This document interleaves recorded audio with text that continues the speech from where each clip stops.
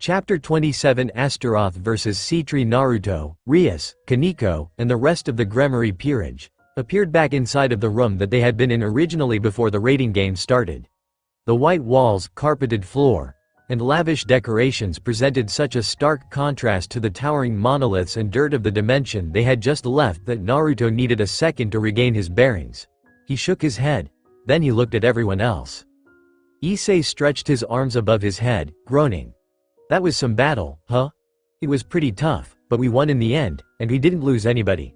That's pretty awesome. It shows how far we've come as individuals and as a team, Kiba agreed. I thought it was scary. Gasper, holding a hand to his chest, appeared to have been on the verge of tears. Kaneko slapped him in the back, sending the poor devil, vampire stumbling forward. Don't sweat the small stuff, Gaspy. You'll remain a wimp the rest of your life if you keep whining about everything. Bebek Kaneko, Gasper complained to no avail. Kaneko wasn't really listening. You all did an amazing job, Rias agreed, placing a hand against her chest as she presented them with her brightest smile. Thank you for working so hard. I'm very blessed to have such great people in my peerage. What are you talking about, Bucko? Asked Akeno, hiding a smile behind her hand. We're family. Yes. Rias gave Naruto a smile that was somehow familiar to him. He could have sworn he'd seen it before. In a mirror. You're right, Akeno. We are a family. You, me, Asia, and Eyes. HHHGGGKKK. A strange, strangled sound emerged from Akeno's throat. Rias's smile had gained an extra level of vibrancy. Asia and Issei looked their way, but Rias had spoken too softly for them to hear what was said. Family, Kaneko muttered. Naruto looked down as something warm and soft slid into his grip, a hand. Kaneko's hand. She tilted her head to look up at him, her cat ears twitching and her tail swaying. Naruto, Rias, Bucko, and Yakitori are my family. She paused. Irina, too, maybe. Naruto wanted to smile. Even when Revel wasn't present, Kaneko still called her by that nickname. He didn't know why, but that somehow amused him. Since they were no longer required to be there, the group exited the room and made it back into the large waiting room where all of the other participants were. Their reception was the same as before. Most people avoided them. However, both Angelus and Cyroorg greeted them upon their return. Nice job. Cyroorg slapped Naruto on the back several times, the strength of his blows enough to make Naruto stumble. You really are strong, ha ha. I can't wait to fight you. You'll have to win your match against Lix first, Naruto reminded.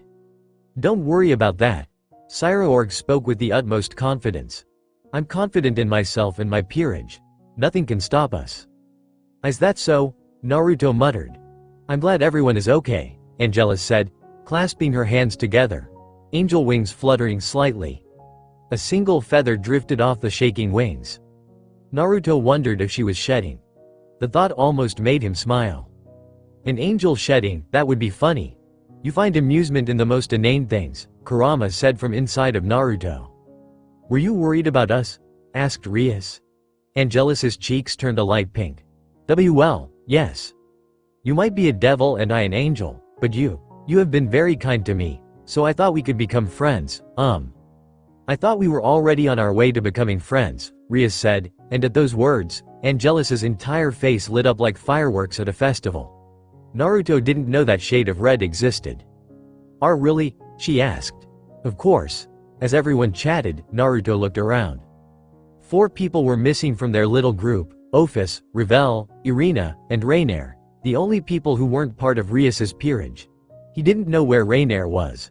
She could have just wandered off for all he knew. Ophis also had a bad habit of disappearing whenever it suited her. However, Revel should be with her family somewhere in the stands, and Irina was probably with Michael, seeing how she was a member of his brave saints. Rias, Naruto whispered in her ear. I'm going to find Revel, okay? Rias stopped speaking with Angelus long enough to answer him. All right. Revel is probably with her parents. They'll be in the booth reserved for nobility. Do you need a guide? Nah. He shook his head. I got it. He leaned in further and kissed Rias on the cheek. I'll be back soon. Okay.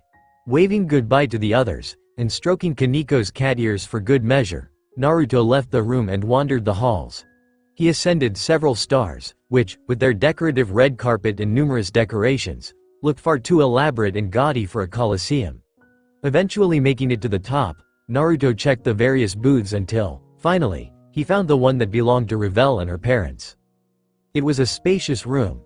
Naruto judged it to be about half the size of the one he and the others were using, though perhaps it looked bigger because there weren't as many people. He counted several devil families lounging in chairs and drinking. There were also a few fallen angels. No angels were around, which made him pause, but then, he shouldn't have been surprised. Just because there was an alliance now, it didn't mean these factions would get along. Even the fallen and devil factions inside of this room refused to speak with each other. Several eyes turned toward him as he walked into the room, but he ignored them, searching for the familiar head of blonde drills. He found Revel near the front. She was watching the large display screen, which currently showed a new terrain, an ancient city of some sort. That meant the battle between Deodora Astaroth and Sona Citri was already underway. "Revel!" Naruto greeted, squawking as she nearly fell out of her seat. Revel turned her head. Eyes widening as she saw him, her face burst into color as she said, "En Naruto-sama. What are you doing here?" "Shouldn't that be obvious?" Naruto asked. "I came here to see you." The amount of color that burst onto Revel's face made him wonder if her head might catch fire like it always did. Oh, Revel mumbled, squirming in place. Then, would you like to sit with me?" "I'd love to." With a skip in his step and a grin, Naruto sat next to Revel. He frowned for a moment when he noticed that there was an armrest in the way. It would be impossible to pull Revel to him with that. For a moment, just a moment, he considered breaking off the armrest, but he quickly decided not to. This was an important political function. He needed to behave. "Where are your parents?" asked Naruto. "They went out for a moment," Revel said. She hesitated. "I think they were contacted by someone. I haven't told you this yet, but Ni-sama went missing a while ago." By Ni-sama, Naruto assumed she was talking about Riser. So, he had gone missing sometime between now and after Revel had gone to live in the human world. Had he run away? From what Revel had said when she first arrived in the human world, Riser Phoenix had secluded himself in his room and refused to meet with anyone, even his peerage, speaking off. "What about his peerage?" asked Naruto. "Are they with him?" A shake of her head was followed by an elucidation. "They're still at the estate, but all of them are pretty depressed." Revel stared intently at the screen.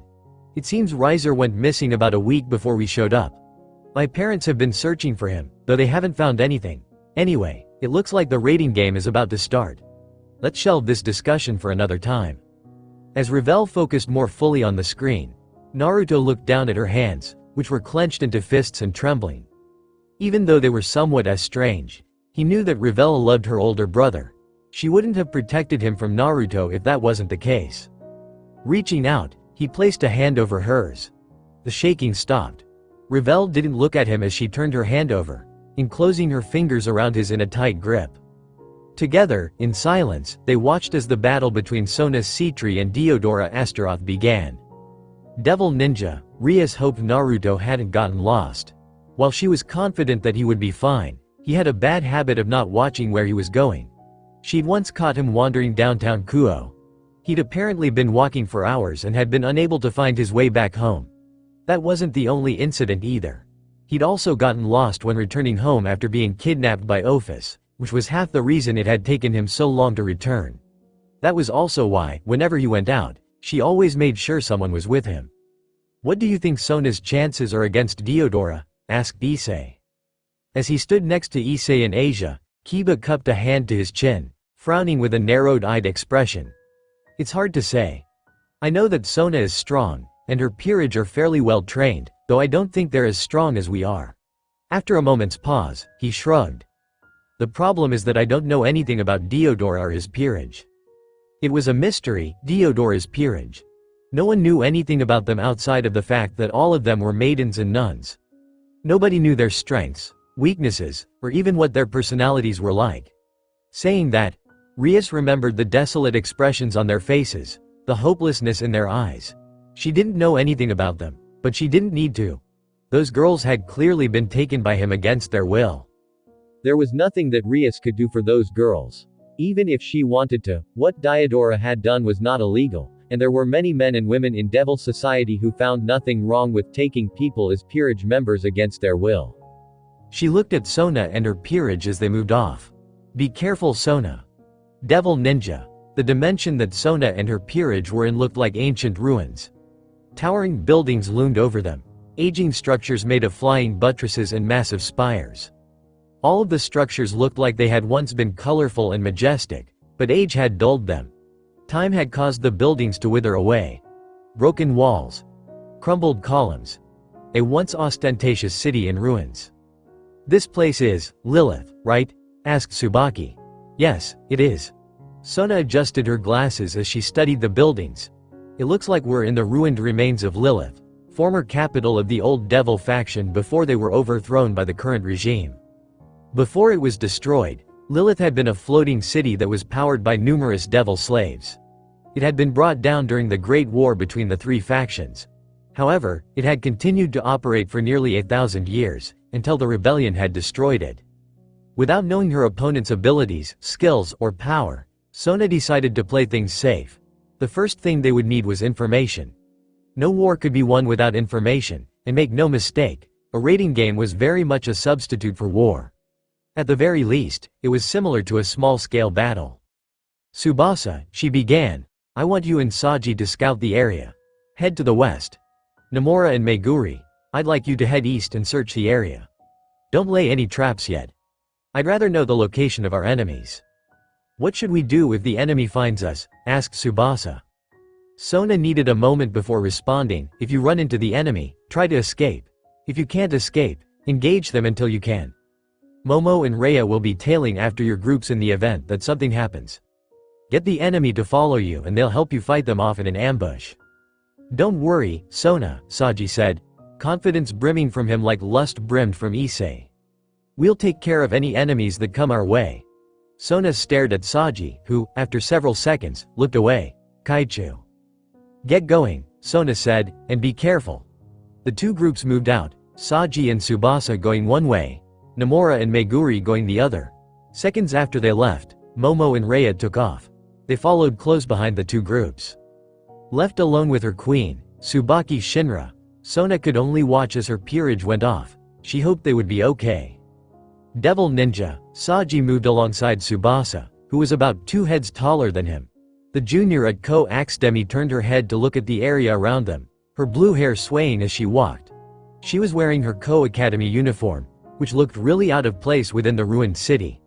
Not that he could say anything. He was also wearing an academy uniform as well. There didn't seem to be anyone around aside from them. Well, technically, he could also include Momo, who was following them from a distance. Outside of her, however, there was no one. Do you have any idea where we are? Asked Saji. Tsubasa's lips twisted, head turning, surveying the area. Saji also looked around, but he couldn't see anything interesting. All of the buildings looked the same, old and rundown. It looks like we're close to the administration building, she said at last. That's in the western district of the city, though it's still several kilometers from the border. I have no clue where that is, he said. Tsubasa rolled her eyes. Saji looked around some more, and though he couldn't see the enemy, he knew they were somewhere around here. The issue was that he didn't know. Get down, Tsubasa shoved Saji to the ground as, seconds later, a massive explosion slammed into them both. Heat washed over them. Saji bit his tongue as he screamed. His skin blistered and cracked, sweat burst on his skin and evaporated, and his mind clouded over. Above him, Tsubasa gritted her teeth. He couldn't imagine how bad she must have been having it. The explosion died down. Tsubasa pushed off him and Saji stood up, trying not to wince as his nerves flared. His companion's legs were shaking like she might collapse at any second. He had no right to complain. That didn't kill you too? A voice asked. You're more resilient than I thought. Saji turned around and gazed at the person who walked out from between two buildings, her nun's habit swishing around her feet. She wasn't alone. There was another one with her. While one of them, the one who had first walked out, had blonde hair, the other had hair like raven's feathers. Both were quite pretty, with unblemished skin and voluptuous figures. Both had dead eyes that radiated hopeless despair. They're broken. He clenched his fists.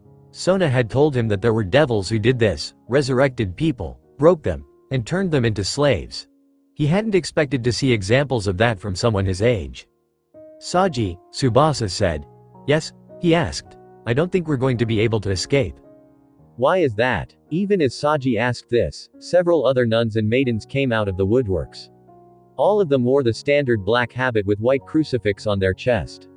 While each of them looked different, with some being tall, short, or having different styled hair, the dead eyes were all identical. As he stared at the nuns surrounding them, Saji realized something. We're not gonna be able to escape, he said. I just said that, Tsubasa replied. Devil Ninja, Naruto was still sitting as he watched the fight between Saji, Tsubasa, and the maids unfold. Momo had seen what was happening. She was on the way to aid them, but until she arrived, it was just Saji and Tsubasa against 6 maids. From the way they were circling the two, not attacking, he determined that they were pawns. Saji and Tsubasa seemed to be in trouble, Revel murmured, biting her thumb. I don't know how this is going to turn out. It looks like that blonde girl is adept at fire magic, but I don't know what the others can do. What do you think? Naruto watched as Saji activated his sacred gear, Vitra, the prison dragon. It looked like a black gauntlet with a dragon's head that had an open mouth. He smiled. I wouldn't worry about them, Naruto said. While I don't know how strong Deodora's peerage is, I can tell you that Saji isn't someone you can afford to underestimate. Devil Ninja, Saji knew that he didn't have more than maybe a second to act. He also knew that if he didn't act now, then Tsubasa wouldn't be able to act. This was his time, his moment. He was going to prove that Sona's decision to make him a devil wasn't wrong. It was all to prove himself. Yes, it wasn't because he had a sexual interest in Sona as a man. Not at all. Absorption line. Thrusting out his gauntlet-covered hand, several long strings glowed a bright purple as they shot from it. 5 in total. One of them snaked over to Tsubasa and latched onto her. The other 4 went after the nuns, who were adaptable enough to move out of the way, rushing from the lines quickly enough that they appeared almost like blurs. They were fast, no doubt about that. But it doesn't matter. Energy flowed through him. He forced it into Vitra. The lines moved faster. The nuns tried to dodge it, but he moved it over and over, forcing the lines to follow them like cobras springing toward a mouse. Even if they were fast, his line was infinite. He moved it in patterns, slowly hemming them in. Tsubasa was fighting the remaining 2 opponents by herself, using hand-to-hand combat, her only option right then because she couldn't use her sacred gear, Twinkle Aegis. She did have reverse. However, she couldn't use that in the current circumstances. They weren't using magic. One of the nuns rushed at him, attacking him with a pair of knives. Saji jerked his hand. One of the lines moved in front of him and blocked the woman. The nun tried to stop, but another jerk of his hand made it wrap around her.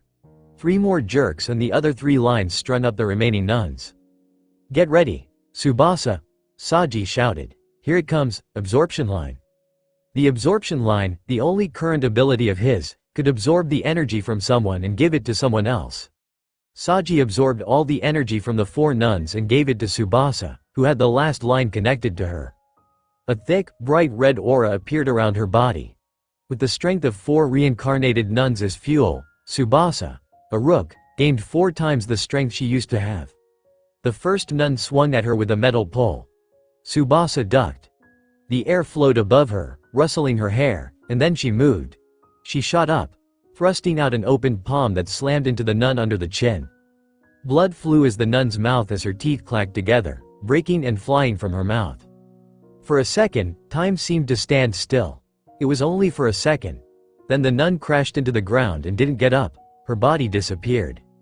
Katrina Fowl. Pawn. Retired. While the other nun was distracted, Tsubasa spun around, extended her leg, and then slammed it into the woman's solar plexus. There was an audible snap. The only thing louder than the sound of ribs breaking was the nun's scream, which echoed across the cityscape. The nun soared backwards at speeds that could match Japan's famous bullet trains, struck the wall, and went straight through it, kicking up a cloud of dust as the wall exploded. Monica Ritterfield. Pawn. Retired. Since there was no longer any need for Tsubasa to be powered up, Saji removed the line from around her waist, absorbed the rest of the energy from the 4 nuns, and then let them go. All 4 nuns collapsed to the ground. They vanished in a haze of blue light.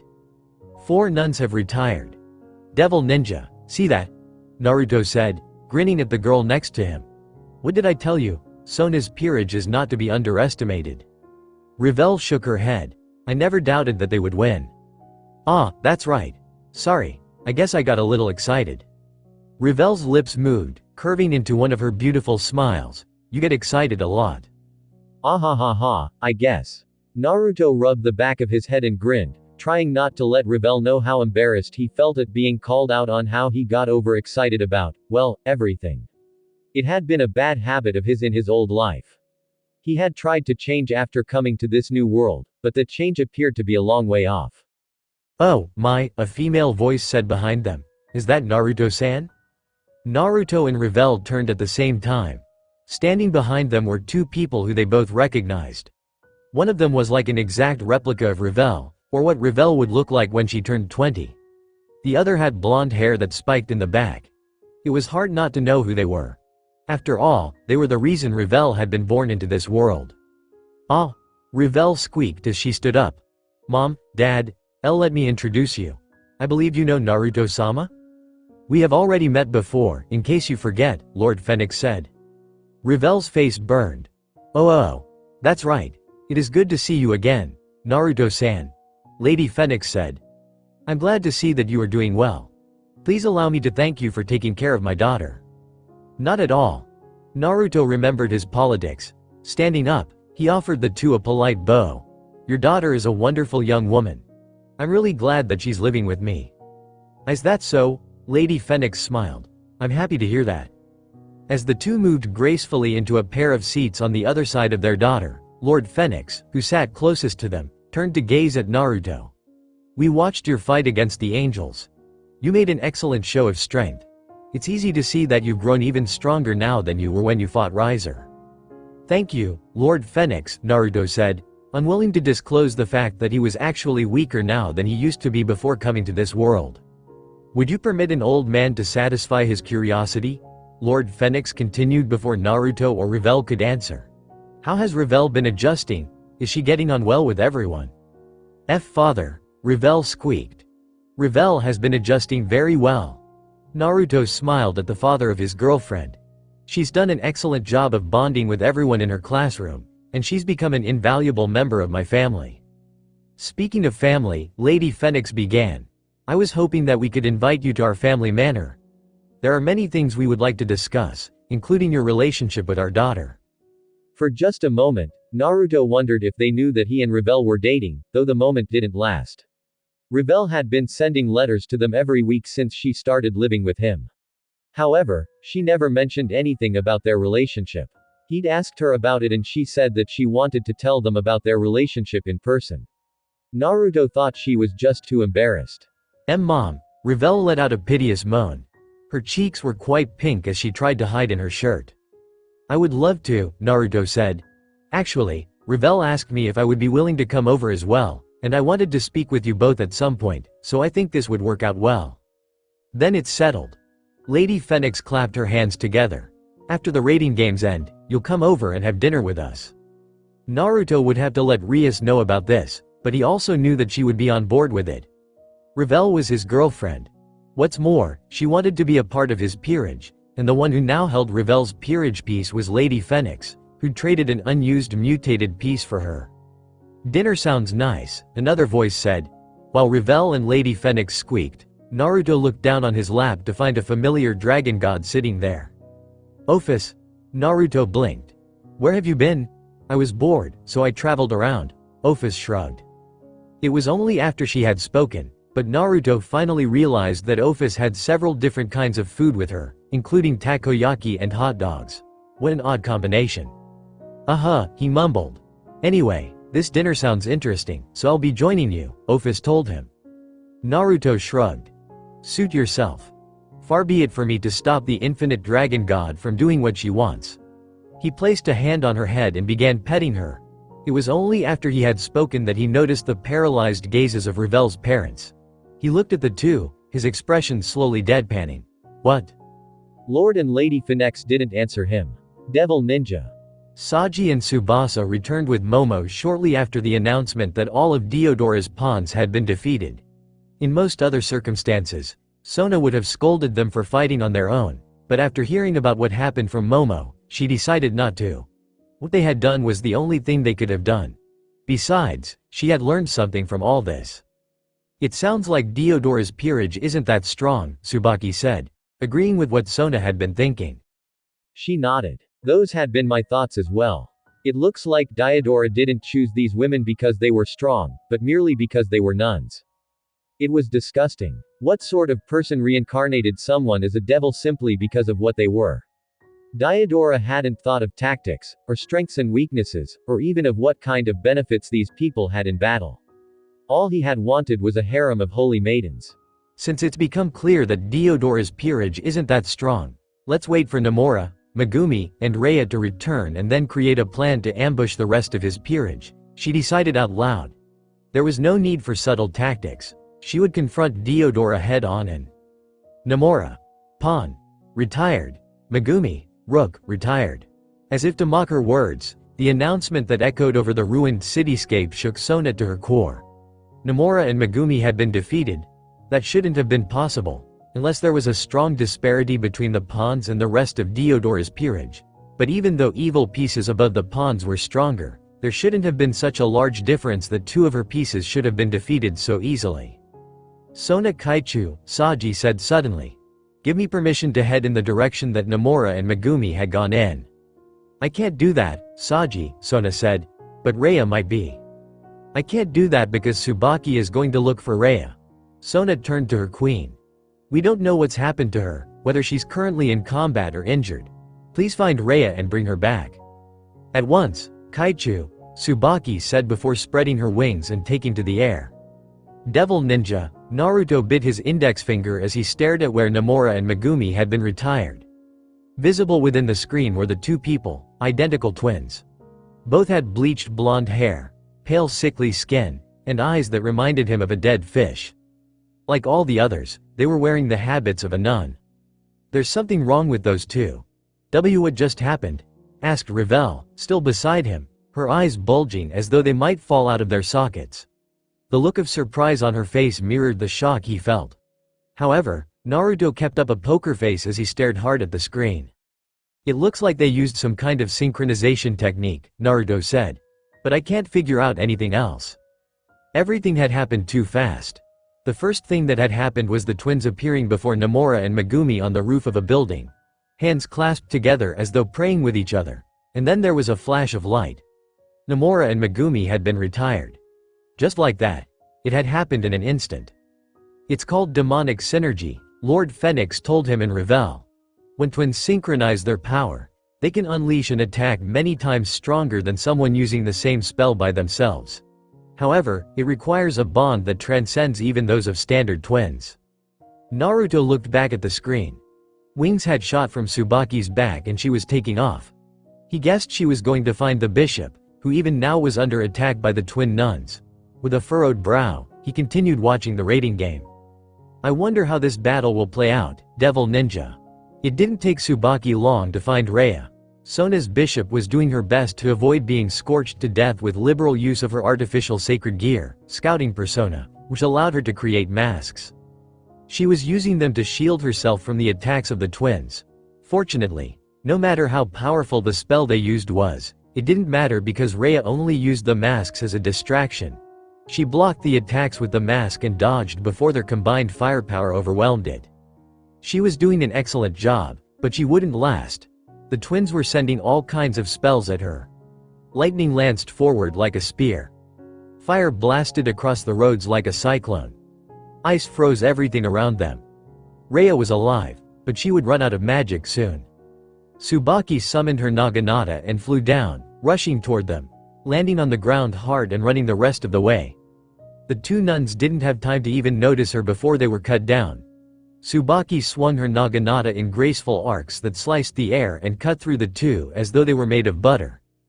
The nuns screamed as they crumbled to the ground, then disappeared in a blaze of light. Twirling her Naginata above her head, she then slammed the butt end into the ground. Gasping beside her, hands on her knees as she tried to suck in a breath, sweat drenching her face and body, caking her clothes to her skin, was Rhea, tired but not retired. How are you feeling? Tsubaki asked. Exosuited, Rhea breathed, but alive. I am glad to hear it, Tsubaki said, dispelling her naginata and wrapping an arm around Rhea's waist to help her up. Come on. Let's get out of here. Flapping her wings, Tsubaki took off into the air and headed back towards Sona. She didn't move above the buildings. Instead, Tsubaki chose to fly between the buildings. While that would cost more in the way of time, there was no telling if Deodora had something else up his sleeve. He might have a nun that could use incredibly destructive long-range magic. She didn't want to take any chances. It was her decision to fly low that saved their lives. The building on her right detonated with concussive force, releasing a great shock wave that slammed into her and Rhea. Tsubaki screamed. The world around them tumbled as a wave of heat washed over her. Skin blistered and cracked. She could actually hear the popping in her ears, which further accentuated the agony ripping through her body as the blazing heat, impossibly overwhelming, seared her nervous system with vengeance. Tsubaki gnashed her teeth together to keep from screaming. Her wings had burned off. With Rhea still in her arms, the two of them crashed into the wall of the building. She must have lost consciousness. Blackness surrounded her for a time, and when she opened her eyes, her vision was blurry. Tsubaki blinked several times as something moved in front of her. It was a gray mass. Cement. There was a heavy weight on chest, which moaned in the familiar voice of Rhea as she shifted. She blinked several more times. The image in front of her sharpened. It was a giant wolf with ash-gray fur and sharp teeth, snarling at her like she was a tasty morsel about to be eaten. Devil Ninja. What is Fenrir doing here? Rhea asked as shock made her entire body shudder. It traveled from the crown of her head, down her spine, and became grounded at her feet. A shiver that made her entire body break out into a cold sweat. She stared at the screen, which showed Tsubaki and Rhea lying inside of a building. A giant wolf sticking its muzzle inside and glaring at them. Fenrir was the first son of Loki, the trickster god of Norse mythology. Rumors said that Fenrir had enough power to rival the two heavenly dragons, which was how he got the nickname God-Eating Wolf. The camera closed in on Fenrir as it snarled at the still-down Tsubaki and Rhea. Thick gray fur covered its lithe, muscular body. Paws half the size of a full-grown man had massive claws jutting from it, scraping the ground and peeling away the cement as though it was made of cheese. Its fangs were sharp. Saliva dripped from them as it hunched down, the muscles in its back bunching. Kiba, Kaneko, Eyes, Akano, Asia, Gasper, Rias shouted. Follow me. We're going in there to help them. I'm joining you, Saraorg said. Fenrir isn't the only enemy there. It looks like there are two other wolves attacking Sona and her group. Rias looked at the screen again to see that, indeed, there were two other wolves inside of the raiding game dimension. They were attacking Sona and her group. While Sona was keeping one of them at bay with her water-based magic, and Saji and the others were fending off the other one, Rias knew it was only a matter of time before they lost, especially since she was fairly certain of who those two wolves were. Those are Fenrir's children, Rias said. We'll definitely need your help. However, I'd like to stay back and let us have the first attack. My peerage works great as a group, but adding a person we've never worked with could throw our teamwork out of balance. Saraorg nodded. Makes sense. I'll stay back and only attack if I'm needed. Angelus suddenly interrupted them. I would like to help you as well. I can transport all of you without having to break through the dimension with force. Rias didn't know she could feel such relief. It would have taken them longer to get in because they had to forcibly break through the barrier surrounding the dimension. Having someone transport them inside by bypassing that barrier was a godsend. Thank you, she said. Angelus smiled as she held out her hands. Everyone, grab onto my robes. I'll transport you all now. Everyone reached out and grabbed a part of her robes. Angelus closed her eyes. She spread her wings, whiter than snow, mumbled a chant that none of them understood, and then, with a brilliant flash of light, she and the others disappeared. Devil Ninja, Naruto and Revel had rushed out of the sweet booth when they saw the Sona peerage being attacked by Fenrir and his two sons. Naruto was carrying Ophis in his arms. The infinite dragon god was, apparently, too lazy to run herself. What's more, she didn't care about what happened to Sona or her peerage, and she had told them as much. They were on their way to help when a massive series of detonations shook the entire Colosseum. Kya! Revel screamed in surprise. She stumbled and would have probably fallen to the ground if Naruto hadn't caught her. Ophis looked annoyed at their close proximity. Thank you. You're welcome. Naruto waited until Revel had steadied before letting go. He looked around and frowned as multiple signatures appeared in his perception. It looks like Sona and her group aren't the only ones in trouble. As if his words had prophetic powers, several people rushed into the hallway, their silver and gold armor clacking together as they ran. Helmets with sloping horns on either side of their heads curved behind them. Each one was bearing a weapon of some kind, a sword, a mace, a halberd. One of them even wielded a spiked flail. The group of armor-clad warriors saw him and Revel, and then charged at them. Leave this to me, Naruto-sama. Revel held out her hand and sent a massive blaze of fire toward the group of warriors. One of the warriors swung their claymore, releasing a massive blast of wind, which snuffed out the flames with ease. While Revel's eyes widened, Naruto used that second of distraction to his advantage. He put Ophis down and created two clones. The clones each created a wind-release Rasengan that they slammed into the closest warriors. Loud shrieking emitted from the armor as the Rasengan, spinning spheres of highly compressed chakra, ground away at the metallic chest plates. The armor was devastated. It might as well have been made of glass. Cracks appeared, spreading along the chest plates before, seconds later, the armor shattered, and the two warriors were sent flying. They slammed into a wall. The wall crumbled, burying the two in a pile of rubble. The claymore wielder swung her blade. It was a horizontal swing. The two clones were demolished, bursting into smoke as they were sliced in half. Naruto winced as the air in front of them blasted him in the face. Ophis, he said. I got this. Ophis began to say, but Naruto stopped her. Actually, I was going to say to let Revel and I handle this, please. Okay. Ophis must not have wanted to do anything to begin with. She wouldn't have conceded so easily otherwise. Then again, she never really cared for fighting. Every fight she entered, she ended in a single move with an air of impatience. Revel, launch another fire attack, Naruto commanded. Yes, Naruto-sama. Revel's wings flared from her back. They were not the normal devil wings. Bright flames erupted from her back, a torrent of pure red. Revel held her arms in front of her, conjuring a tiny ball of flame, which glowed brighter and brighter until it illuminated the entire hallway. With a scream, Revel unleashed her attack. Fuuten. Mugen Daitopa. Naruto's stomach swelled like a balloon before, slamming a fist into his stomach. A ball of compressed wind shot from his mouth and slammed into Revel's fireball. The fireball ignited into a sphere of brilliant white. It grew to nearly twice its original size. Then it slammed into the woman wielding the claymore. A bright light forced Naruto, Revel, and even Ophis to close their eyes. Loud wailing overpowered the roaring inferno. Having closed his eyes, Naruto couldn't see what had happened, but the heat washing over him and the others let him imagine what his enemies must have been feeling. Sweat broke out on his skin. When the heat died down, and the white disappeared from behind his eyelids, Naruto opened his eyes. The hallway was gone. Naruto wasn't surprised by the destructive power of his and Revel's combined technique. Though he hadn't quite expected everything within 15 meters to be gone, not quite everything. Their enemies were still there, alive, surprisingly, but they weren't in any condition to fight. All of them were lying on the floor, moaning and dead to the world. Naruto walked further into the now non-existent hall. He was mindful of the molten slag dripping along the floor. Most of the ground had melted.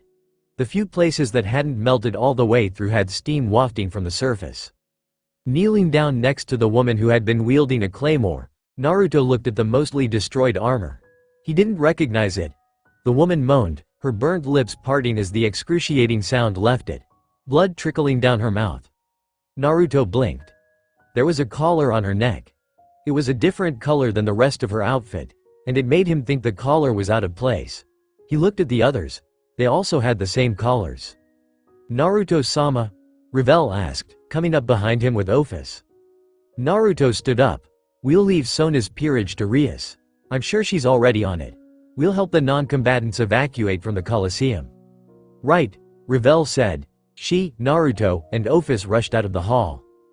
Devil Ninja. Tsubaki was certain that she and Rhea were going to die, crushed by the massive jaws of Fenrir, beast of Norse mythology. A wolf 10 meters tall, son of the god Loki. It had stuck its head through the hole in the wall. She stared into the drooling mouth.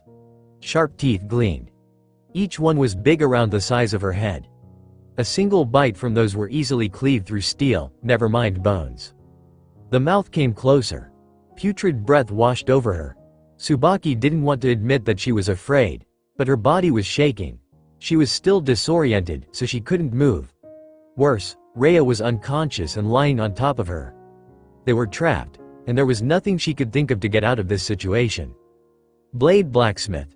Numerous swords jutted from the ground like spears underneath Fenrir, who yelped loudly and leapt back. Most of the swords had shattered against its hard skin, but several had punctured its soft underbelly, though they barely left a scratch. She recognized them. They were the demonic holy swords used by Kiba Yuto. A combination of black and silver. Engravings ran along it that were both holy and demonic. Sadly, even the demonic holy sword could only poke the ancient Norse beast. There was no blood. As Tsubaki gaped at the sight of Fenrir jerking away from her, Kiba appeared before her. Gripped in his hand was another holy demonic sword. Long and elegant, it gleamed a combination of silver and black. As he held the blade in his hand, he turned slightly to look back at her. "Hello, Tsubaki-san, you look lovely as ever, though it appears you could use some help." Tsubaki tried not to blush, but heat stained her cheeks. She shook her head to ignore it and said, "I could. Thank you for the aid." "It's not a problem." Kiba looked out of the wall. Fenrir had come back, sticking its face into the hole, snarling at them. "Though it appears this is going to be a tough battle. If you could pick up Rhea and start moving, I'll cover your retreat." "I appreciate that." Tsubaki picked up Rhea and stood to her feet. Her legs wobbled, but she forced them to steady. Taking a deep breath, Tsubaki readied herself to run. "You ready?" asked Kiba. "Ready," Tsubaki said. "Then here, we go." Kiba rushed at Fenrir, his night-given speed lending him a swiftness that she couldn't match, allowing him to reach the giant wolf in less than a second. His blade sung as he swung it. Fenrir roared as it slashed against his face. However, it didn't do much damage, leaving only a red scratch and nothing more. What was this thing's skin made of? Fenrir tried to attack Kiba as he leapt out of the hole and landed on the ground. It raised a pawn and slammed it onto the ground. It was too slow. Kiba rushed around, leapt up, and slashed the demonic holy sword against its belly. Fenrir roared again. Again, no real damage was done. It was just a scratch. Tsubaki used the distraction that Kiba was providing to leave, rushing out of the hole in the wall with Rhea in her arms. She spread her wings and leapt into the air. As she flew between several buildings, she realized that Kiba wasn't alone. Issei Hyodo and Asia Argento appeared flapping their wings alongside her. "Once we get a safe distance from Fenrir, please set down and I'll heal yours and Rhea-san's injuries," Asia said. Tsubaki nodded but couldn't help voicing her concerns. "Is it really okay to leave Kiba-san to fight that thing alone?"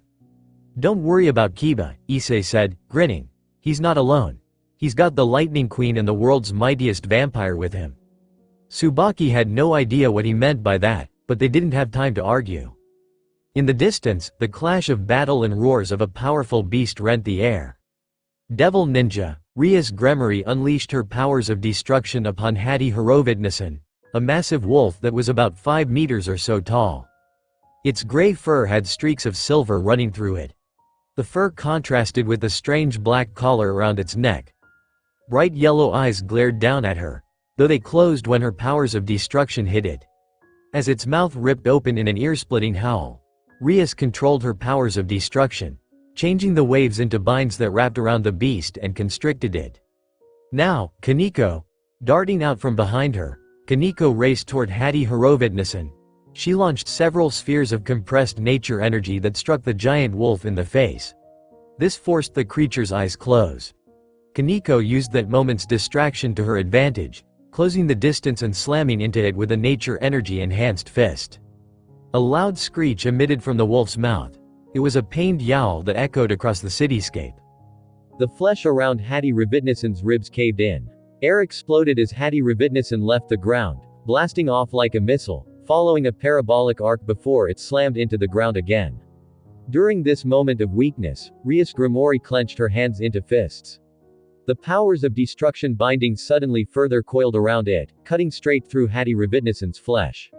The beast howled, jerked, and then went still. Rias breathed in a deep sigh, wiping the sweat from her forehead as she hunched over. Controlling the powers of destruction was like trying to wrestle with an electric eel.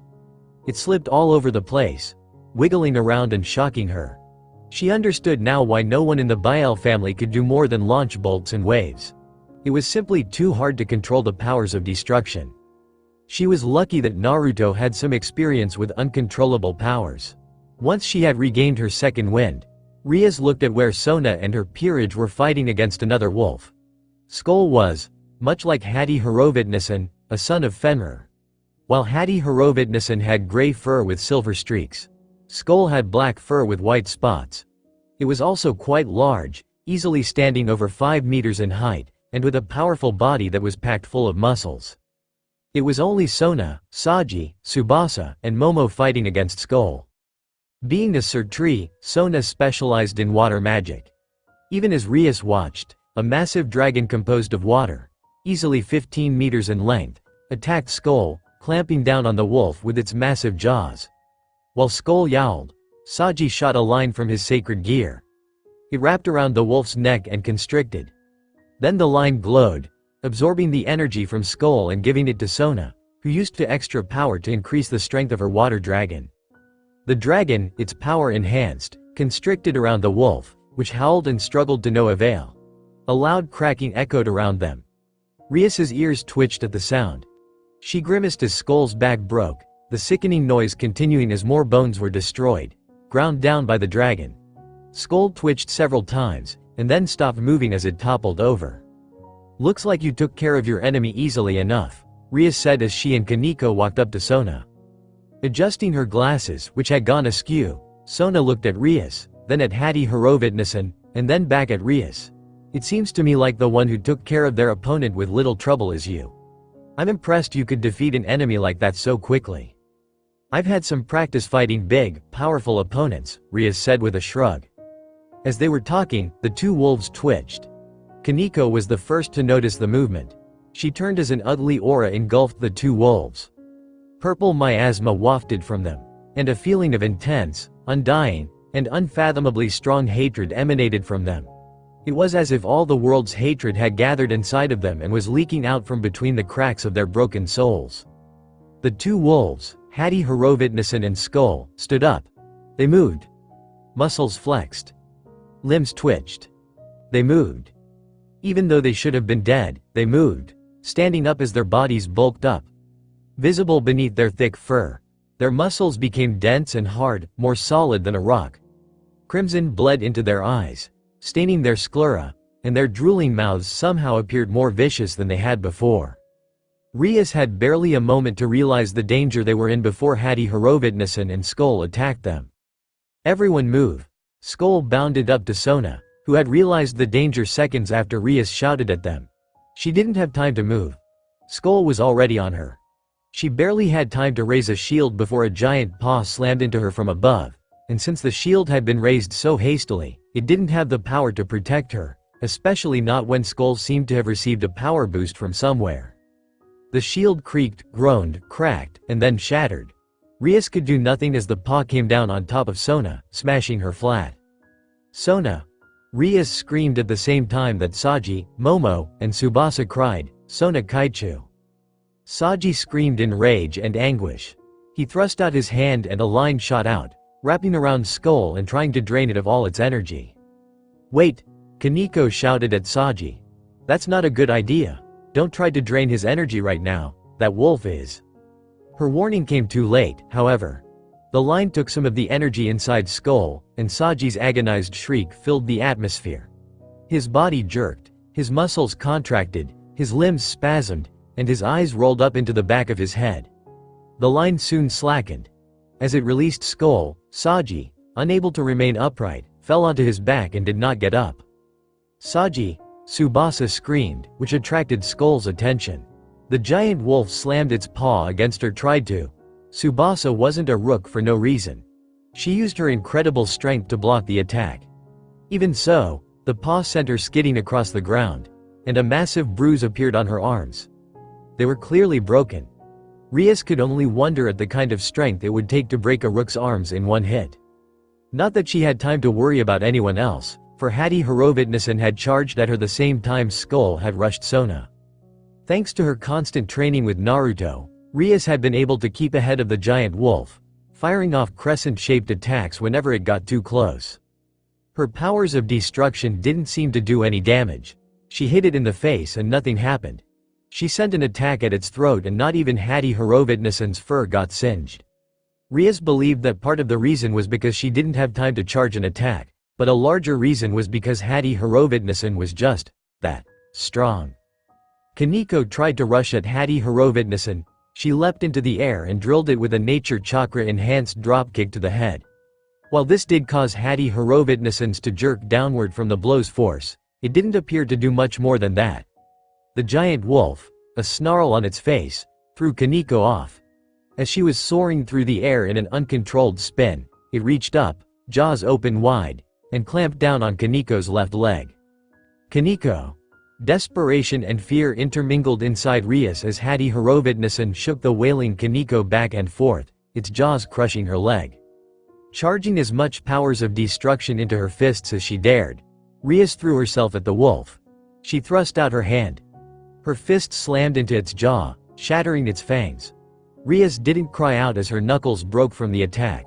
She charged more powers of destruction into her fist and, once more, rammed it into Hattie Horovitnison's teeth, breaking them. Kaneko fell from the wolf's mouth. Rias darted toward her rook, catching the girl before she could hit the ground. As Hattie Horovitnison howled and thrashed behind her, Rias landed on the ground and held Kaneko against her chest. The damage was bad, worse than anything Rias had seen. Kaneko's entire leg from the thigh down had been mangled. It looked less like a leg and more like a piece of beef that had been sliced up and hung in the front window of a butcher's shop. Her leg was barely even attached to her, hanging as it was by a few muscles fibers. Kaneko, stay strong, Rias said, though whether the words were for Kaneko or herself, not even she knew. It hurts, Kaneko whimpered as she placed her hands on her leg.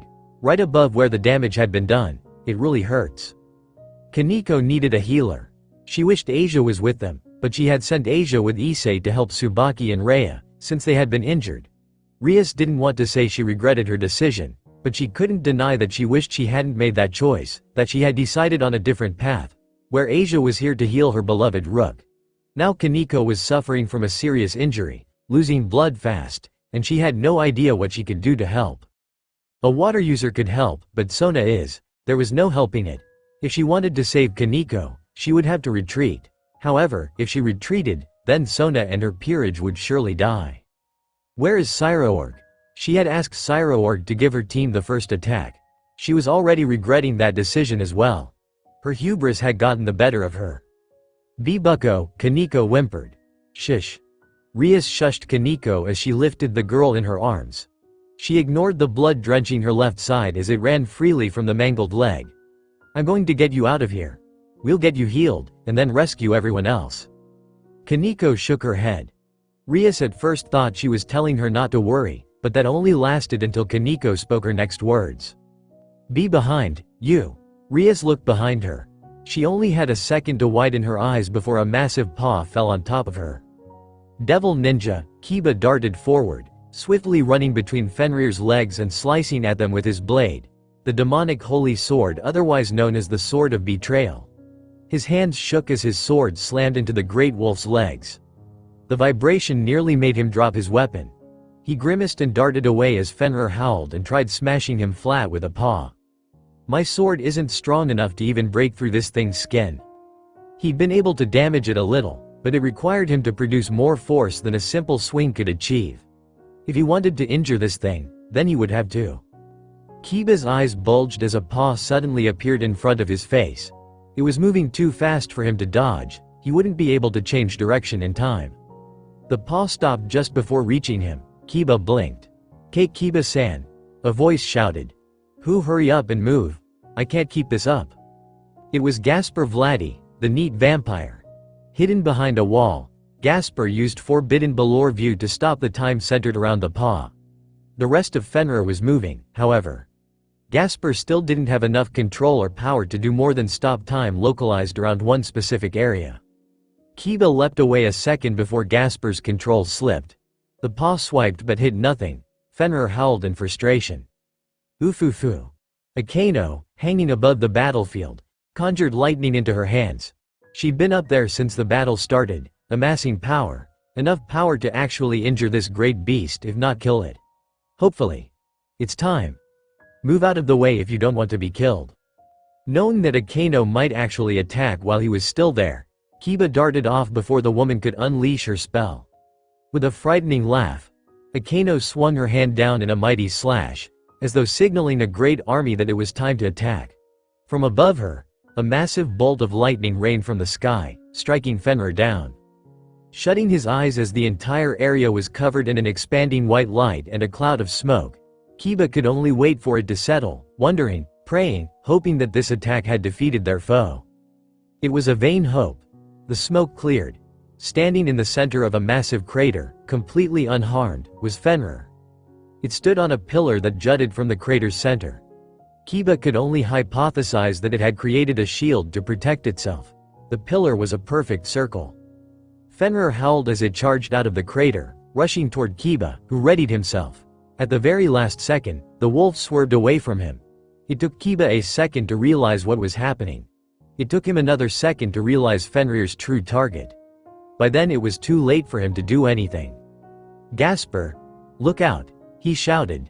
The great wolf slammed a paw against the building that Gasper was hiding behind, utterly destroying it. As the building collapsed, the wall near Gasper crumbled, and the young vampire screamed as he was buried underneath several tons of rubble. Kiba didn't have time to remain worried about Gasper. Fenrir attacked him next, rushing forward far faster than before.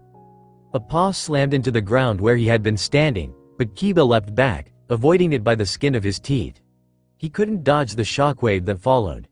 His hair slapped against his face, his knees trembled as the earth shook, threatening to send him sprawling. That distraction was all Fenrir needed. For a second later, Kiba felt an intense, overwhelming pain in his abdomen.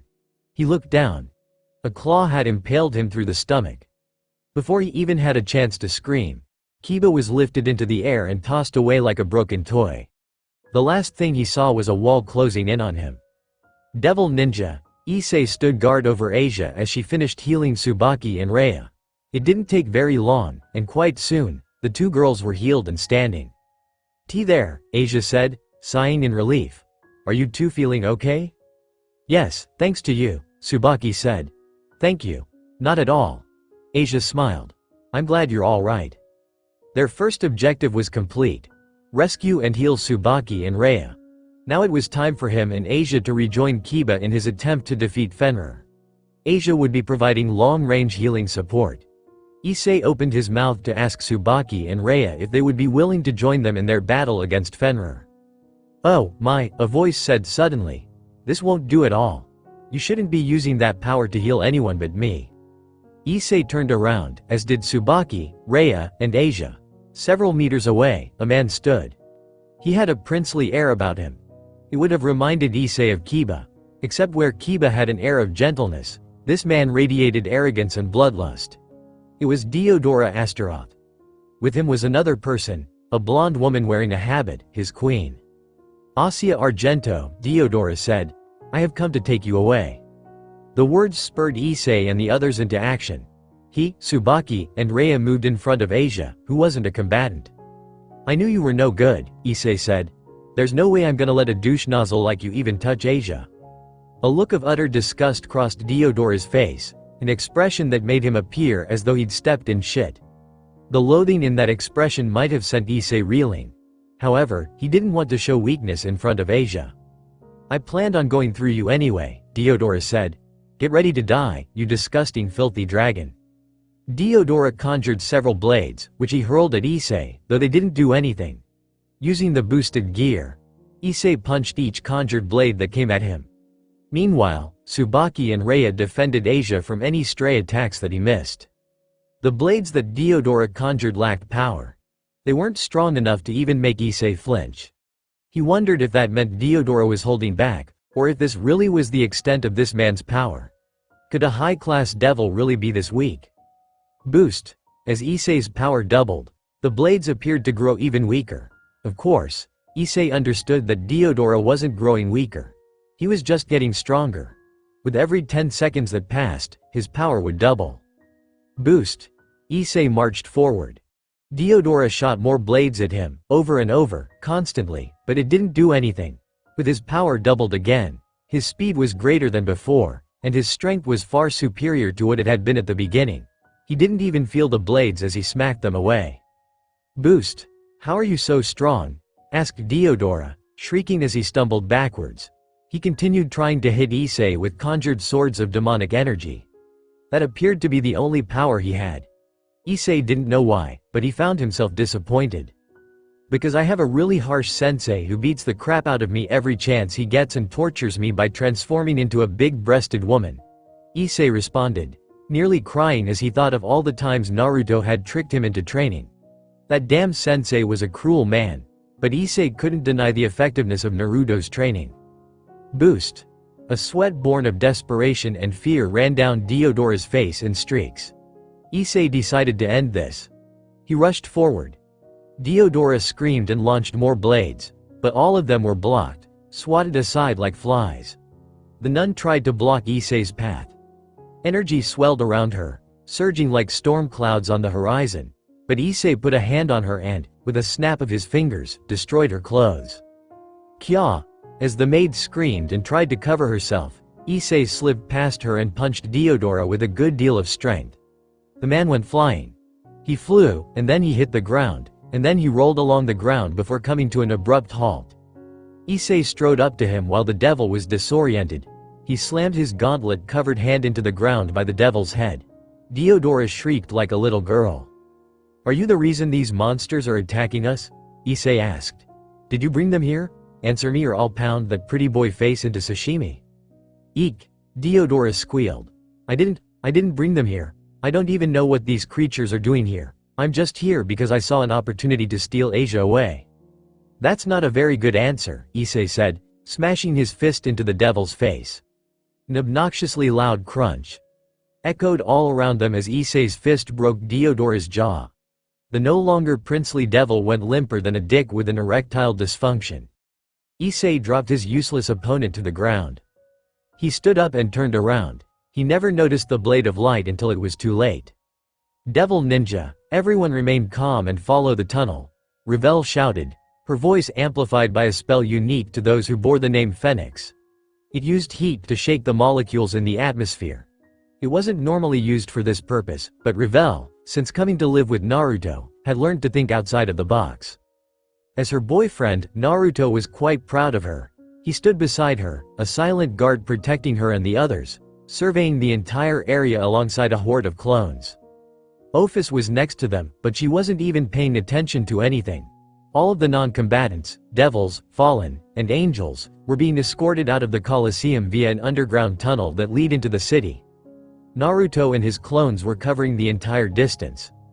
Their job was to make sure no one could ambush the fleeing civilians in the tunnel. He, Ophis, and Revel were at the entrance that everyone was using. While he was quiet, Revel directed everyone. Keep going. Do not push anyone else, remain calm, follow the tunnel, and we'll be out of here in no time. Revel, Naruto had noticed, was quite good at managing people. Despite how most of the people rushing to escape the chaos didn't know her, she still managed to keep everyone from trampling each other. Whether it was her words, her presence, or merely the calm manner in which she told them what to do, everyone followed her instruction, ensuring that the non-combatants calmly left the Colosseum. Of course, this peaceful retreat could never last. It started with explosions coming from down the hall, followed by several civilians in the back rushing forward, screaming. The explosions grew louder. The screaming civilians increased. As a threnody of terrified voices rebounded across the hall, blasting loudly in Naruto's ears, he toward where the explosions were coming from. A woman was coming from that direction. Her straight silver hair was long, flowing freely around her as it descended down her back all the way to her ankles. Ice blue eyes gazed emotionlessly at everyone, set upon a pale face of porcelain beauty. She was wearing armor. A black suit reminiscent to a one-piece bathing suit was covered in silver armor. a breastplate that was outlined in gold, and hip protectors that jutted from her sides like a blossoming flower. Silver gauntlets. Boots of the same gleaming color. A pair of wing-like headpieces sat against her temples. That device on her neck is the same as the other ones. Why do I feel nature chakra coming from it? Floating over her palms were a pair of magic circles. They changed every few seconds, spewing fire, lightning, ice, and every element he could conceivably think of. The ground froze. The air exploded. A blazing conflagration spread through the hallway. Civilians were sent flying as they tried to flee. "Keep helping everyone here, Revel," Naruto said. "Office, you stay with her. I'll take care of this woman." "Be careful, Naruto-sama," Revel said back. Naruto synced with Kurama, a golden cloak of chakra covering his body. With the speed granted to him through it, he disappeared, then reappeared directly in front of the woman. He didn't know who she was. However, he recognized what she was from conversations he'd had with Rias. Valkyrie, a war maiden of Norse mythology. "I don't know who you are," Naruto began, "but I suggest you leave this place before I kick your cute little ass Iek." Naruto leapt aside as a spiral of flames erupted from a magic circle and nearly scorched him. "Wait until I finish talking to attack me. Damn it, can't you see I was monologuing? I don't think she's gonna listen to you." "Yeah. No shit. Guess we're doing this without the cool speech, then." "That speech isn't cool. You're the only one who thinks so. You're no fun." Naruto took a single step forward, twisted his torso, and launched a straight kick at the woman. It missed. The Valkyrie leapt back, avoiding the blow and sending a bolt of lightning at him. Knowing better than to just let it fly past him, there were civilians still trying to escape. He summoned Kurama's power into his hands and punched the lightning bolt. His hand stung something fierce. However, the attack dispersed, though a few stray arcs damaged the walls, floor, and ceiling. A claw extended from Naruto's back. It curved around him and shot toward the woman. On the tip of the claw, a Rasengan formed. The Rasengan picked up a bright orange, molten glow. Yotan. Rasengan. It was a downgraded version of the tailed beast. Lava Rasen Shuriken, which he couldn't use because doing so would likely destroy the entire Colosseum. He needed to keep his attacks from being too powerful. Naruto didn't want to kill anyone who didn't deserve to be killed. Besides, "Kurama, is it just me, or is that device on her neck emitting nature chakra like a sieve?" "It's not just you." Naruto leapt back as several shards of ice attempted to spear him. He created 9 chakra claws, each of which had a Rasengan on it, and used them to smash the icicles before they could strike the fleeing non-combatants.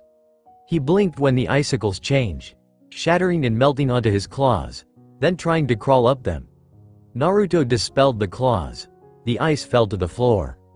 There's a lot of nature chakra inside of that device. I'm not sure how someone managed to install nature chakra into something inanimate, but I bet you anything it's being used to control this lady's actions. Look at those dead eyes.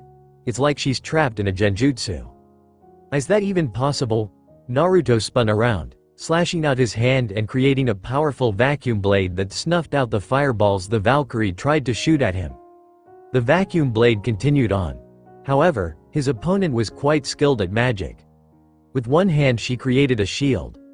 As the vacuum blade slammed into the shield, slowly cutting through it, she created an energy sword in the other hand and, with a downward slash, cut straight through his vacuum blade. Theoretically, it should be. If someone knew the theories behind the Yamanaka mind control techniques, they could reinforce it with nature chakra. The issue is that it would require them to be in physical contact. Maybe it's like Nagato's chakra receivers. Very possible. However, theorizing like this isn't going to help us. There's only one thing we can do. Right. The only thing they could do was get that device. In other words, they needed to go on an all-out, full frontal assault, which was easier said than done. In a standard battle, this woman's attacks could have been easily avoided. Sadly, this battle was anything but standard. There were still dozens of people behind him, being directed toward the exit by Revel, and so he couldn't let her attacks pass. That meant taking each one head-on, negating it with a straight punch. Punching magic spells hurt. It hurt a lot.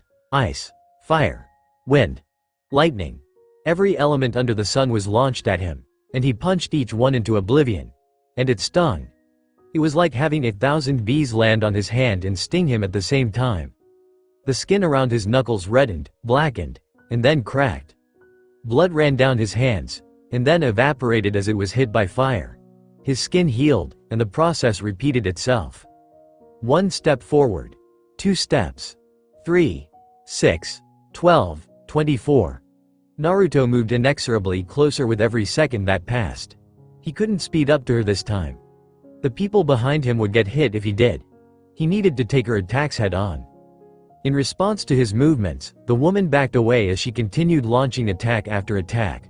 Over and over and over. Naruto was bombarded by complex spells that he had never seen before. He didn't know any of them, but that didn't stop him from admiring how complicated they were. Fei-chan had taught him enough about magic to be impressed. Speaking of, where are she and the others? They should be somewhere in the Colosseum. He put the thought out of his mind. The Valkyrie was cornered now. She couldn't move back anymore, which meant this was his chance. Naruto increased his pace, blocked more attacks, and moved in close. When he was barely half a meter away, the Valkyrie realized she no longer had room for spells. She switched to hand. Her fist came in, but Naruto slapped it aside, took a step that brought him close, reached out, and grabbed the device attached to her neck. With a swift yank, he pulled it off. The woman jerked as if shocked. Then she began to collapse, but Naruto caught her before she smacked her head against something. As he wrapped an arm around the unconscious war maiden's waist, he held the device in his other hand and studied it. I don't know what this is, neither do I. Let's take it with us. We'll be able to study it later. However, you were right. This thing is controlling those people. Of course I was right. Now get moving. Naruto pocketed the device, scooped the Valkyrie into his arms, and trotted back toward Revel and Ophis. He would have her watch over this lady. Then he would begin his offensive once the civilians were out of harm's way. Devil Ninja. Searsex stood alongside Michael, Azazel, Metatron, and Barachiel, glaring up at their opponent. Naruto was working with Revel to evacuate the civilians. Once he was done, he would join up with them, but until then, they would need to somehow keep this man and his creations at bay, while being careful not to accidentally kill the people who had yet to escape. It was a tall order. After all, they were facing a god. How nice of you all to come and greet me, the man floating above them said. Light blue hair spiked up in all directions, except for his bangs, which hung down either side of his face. Eyes like those of a delinquent gazed upon them with dismissive scorn. It was like he was staring at insects, as though Searsex and the others were beneath him. A blue jewel sat on his forehead. Yellow earrings dangled from his pale-skinned ears, and his ornate robe billowed in the soft breeze that blew through the Colosseum. Loki. Norse god. The man who was said to wish Ragnarok upon the world. He was not alone. With him were 10 serpent-like dragons with ash-gray skin that easily spanned 200 meters in length. Wings sprouted from their heads. A forked tongue flicked out of fang-filled mouths. These monsters looked like Midgardsormr, the sleeping dragon, except they were much smaller than Searsex had heard. There were also 10 of them. What are you doing here, Loki? Michael asked. The archangel floated beside Searsex. Their wings flapping as they hovered behind him, were his brave saints. Searsex only knew 2 of them, and one of the 2 he only knew because she was living with Rias and Naruto, Irina Shido. What am I doing here? Smiling a condescending smile, Loki spread his arms. I thought that was obvious. I have come to greet the pathetic insects of Christian mythology as the new king of Asgard. What? Azazel mumbled, shocked. What do you mean by that? There is no way Odin would give the throne to a brat like you. Rather than get upset, Loki merely chuckled. Indeed, that old man had no intention of handing me the throne. That is why I killed him. The words sent shock rippling through the group, though none seemed more surprised than Azazel, whose body shook from head to toe. There's no way, the old fallen angel mumbled. A brat like you? No way. You couldn't have killed Odin. He might have been an old coot, but his power was undeniable. You don't have the kind of power it would take to do in that old man. Didn't, Loki corrected. I didn't have the power. However, thanks to my new ally, I am plenty capable of taking care of my old man. If you still don't believe me, then take a look at this. Loki pulled something from a rift between dimensions. A long, golden shaft emerged from the rift. The pommel, shaped like a diamond, held a majesticness that could not be mistaken. It was a spear. Not just any spear. Gingnir, the spear used by Odin when he rode into battle. The once powerful weapon was broken, split in half like a walking cane that had been snapped over someone's knee. That's, Azazel started. Gingnir. Loki chuckled. Since you know what this is, you should know that the old man would never willingly part from it. The only way someone could get a hold of this spear is if he trailed off. Circex didn't need him to finish. I can't believe you would kill your own father, Circex said. Loki snorted. That old man isn't my father. Just a coot whose time had long since come. Tossing the now broken Gingnir aside, a nasty grin, one filled with malice, spread across Loki's face. Now then, let us dance. The time for me to destroy all of you and your pathetic religion has come. Chapter 28 Rhea's Gremory expected to feel the crushing pain of being smashed beneath the paw of a monstrous wolf. So when she didn't feel any pain, she wondered why. Looking up from where she was crouched protectively over Kaneko, Rhea blinked several times. Was she seeing things? She blinked again. Nope, she wasn't seeing things. Standing in front of her was a woman with dark hair like midnight. This woman was not facing her, but facing the claw that had nearly crushed her and Kaneko. The woman's kimono flapped as her arms shook. A tail poked out from underneath the short skirt of the kimono, splitting off to almost appear as if she had two tails. Cat ears sat on her head, twitching periodically. You are Kuroka, right? Rias asked. Kuroka turned and gazed down at her with a single yellow eye. That's right. And you're in the way. Grab Sharon and get her to that healer of yours. Leave this beastie to us. Rias would have wondered what she meant by this, but something powerful chose that moment to strike Hattie Horovitnison in the face. Fire burst from whatever had struck the beast. It was a gout of flame that rose in plumes from the monster's face like the nuclear explosions constantly happening in the sun. Hattie Horovitnison howled as it was sent sprawling to the ground. High above the beast, darting to and fro, was a blonde girl flying on a broom. Is that a magical girl? Asked Rias. No, that's Lefay Pendragon, our mage, Kuroka said. Now hurry up and get out of here. If Sharon dies because of you. Don't worry. I'm already moving. Rias didn't need to be told twice, or even once, that she needed to get Kaneko to Asia. Kaneko was a beloved member of her peerage, a part of her family, and, more importantly, Naruto's girlfriend. She still didn't know if that was the right term. More than that, Rias loved Kaneko. She had loved Kaneko before Naruto even showed up, and she would continue to love Kaneko regardless of what her relationship to Naruto was. She lifted Kaneko into a bridal carry. She ignored the way her rook's leg dangled from fibrous strands of muscle and, without even looking back at Kuroka and Lefay Pendragon, she took off toward the last known location of Asia and Issei. Kaneko groaned in her arms. Devil Ninja, Kiba-kun. It was the feeling of a hand shaking his shoulder that jolted Kiba awake. He groaned, blinking in an attempt to make the blurriness in his eyes go away. It worked, albeit it took a while. It was while he was getting his vision back that he realized someone was standing in front of him. As his vision sharpened, he noticed that it was Tsubaki. Tears in her eyes as she shouted his name. He blinked several times, then groaned again, hair swaying as he shook his head. I'm fine. What happened? What are you doing here? I came back to help.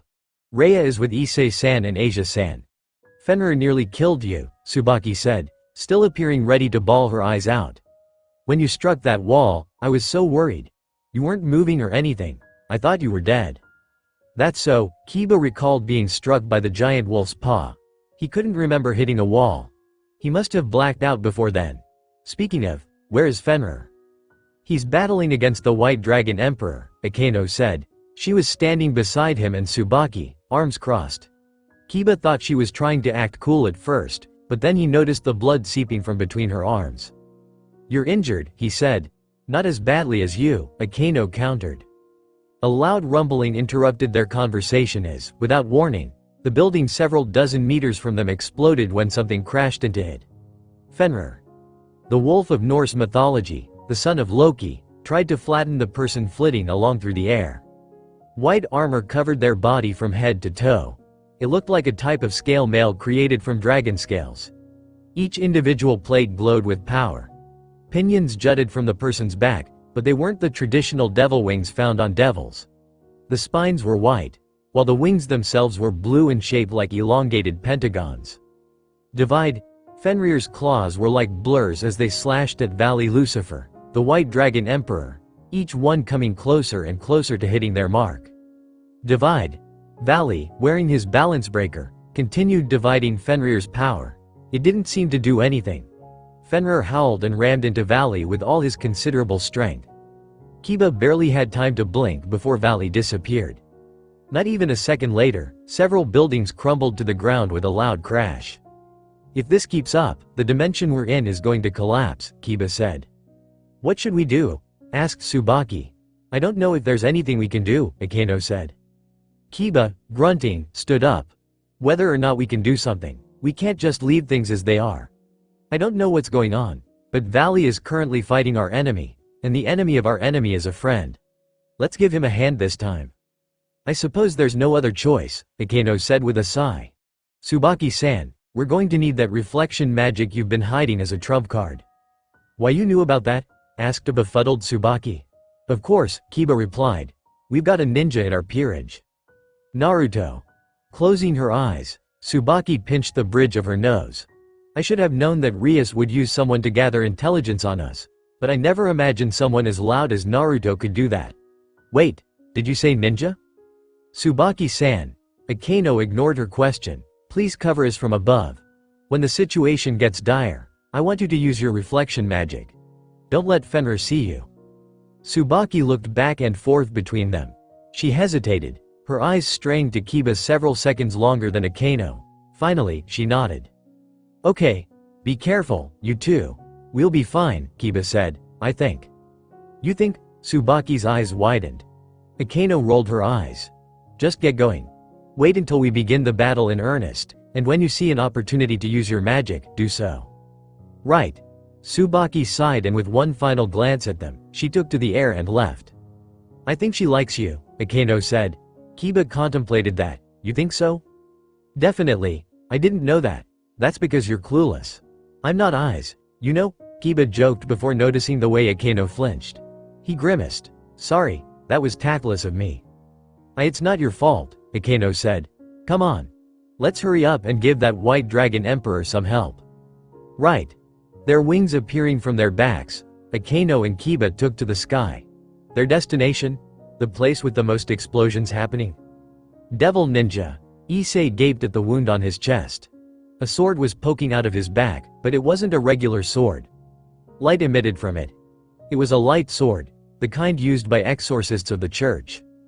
Pain tore at his mind, ripping his ability to concentrate asunder. He couldn't even think of what to do. He could barely even breathe, it hurt so much. Something hard slammed into his back.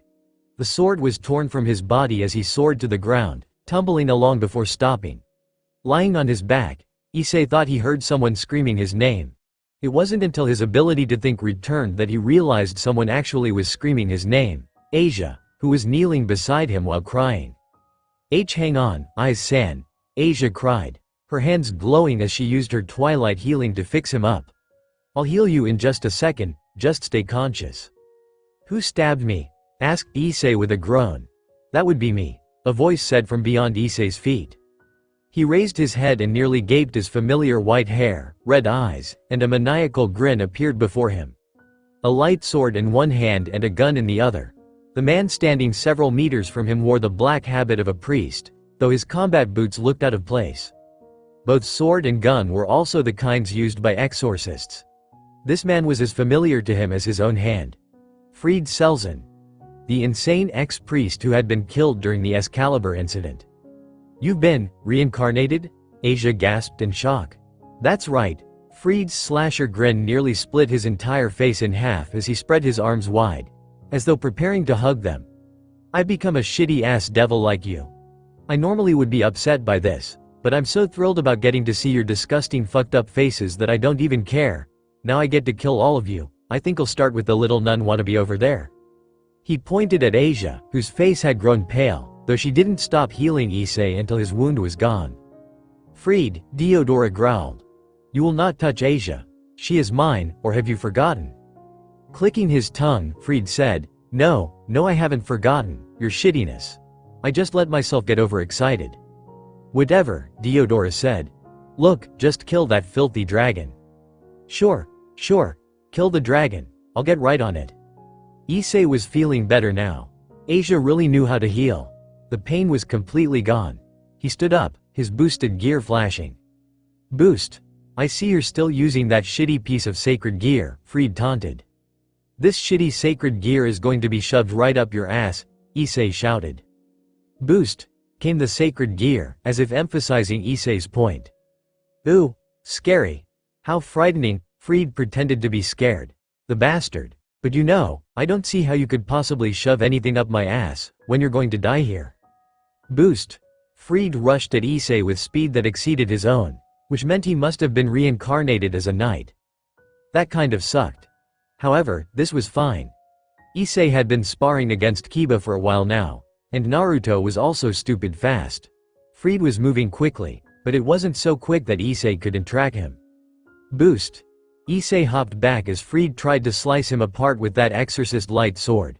The man missed, not even coming close, though Issei could feel the air being cut. He brought up his gauntlet-covered hand and prepared for his own attack. Boost. That was enough. With his sacred gear boosted up to 5 times, Issei had enough power to unleash his currently primary attack. As his power swirled within him, he directed it to the front of his gauntlet, forming a crackling red orb, which he slammed his fist into. Dragon shot.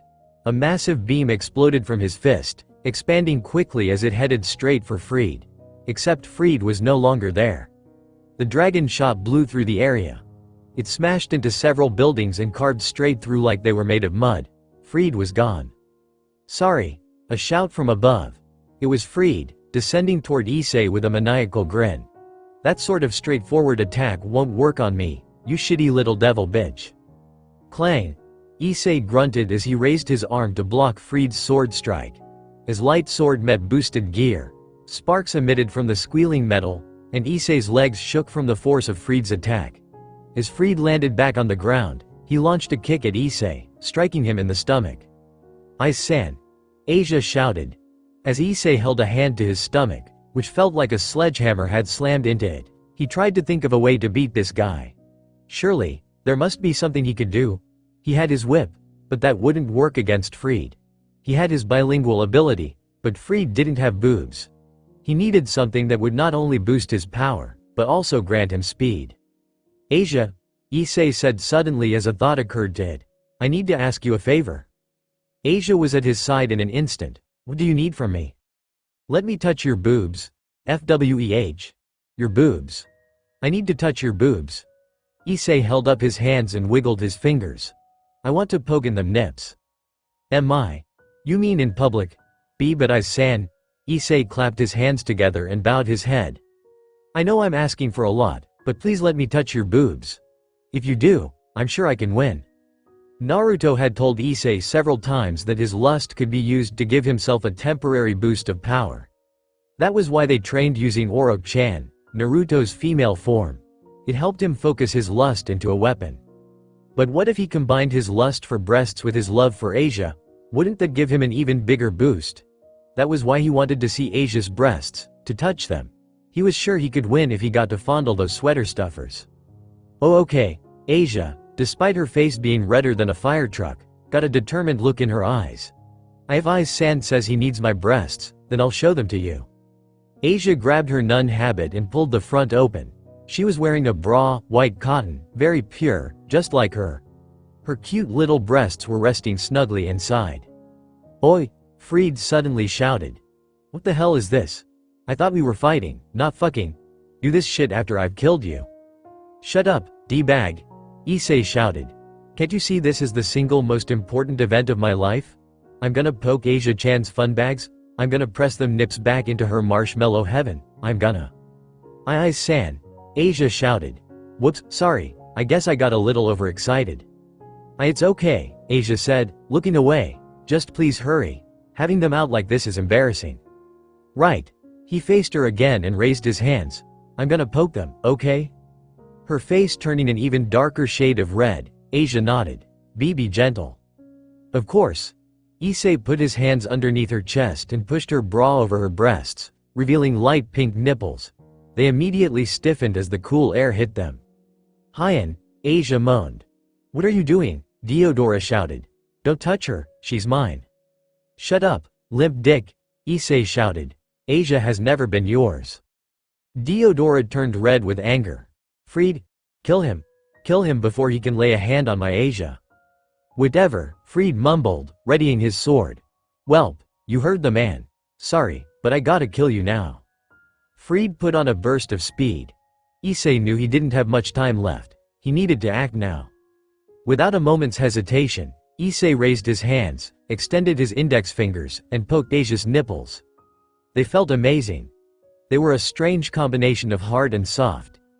Even though her boobs weren't very big, they had a great shape, and as he poked her nipples, they sank into the marshmallow softness of her breasts. "Eon," Asia moaned. That did it. Issei was done. A loud gong echoed within his mind. It was as though the heavens had parted before him and revealed the truth, or maybe the gates of hell were opening up since he was a devil. Either way, in that moment, Issei felt the all-encompassing truth that no one could escape from. Breasts were the best. Power exploded inside of him like an orgasm, except without him shooting his load all over the place. It was locked inside of him, a raging inferno of perverted energy that was just waiting to be unleashed. Yes, this was it. This was the ultimate power. The power of love and breasts, and a love of breasts. Welsh dragon.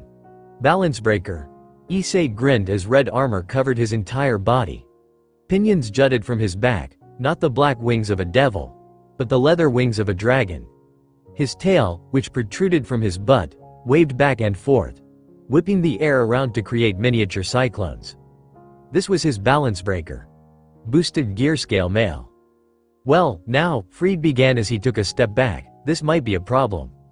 "A problem for you, maybe," Issei said. "Now I'm really gonna tear you a new asshole." Fried gritted his teeth, but he was given no time to comment as Issei pushed off the ground and threw himself forward. As he kicked up dust behind him, he flew at a speed that not even Fried, now a reincarnated knight, could keep up with.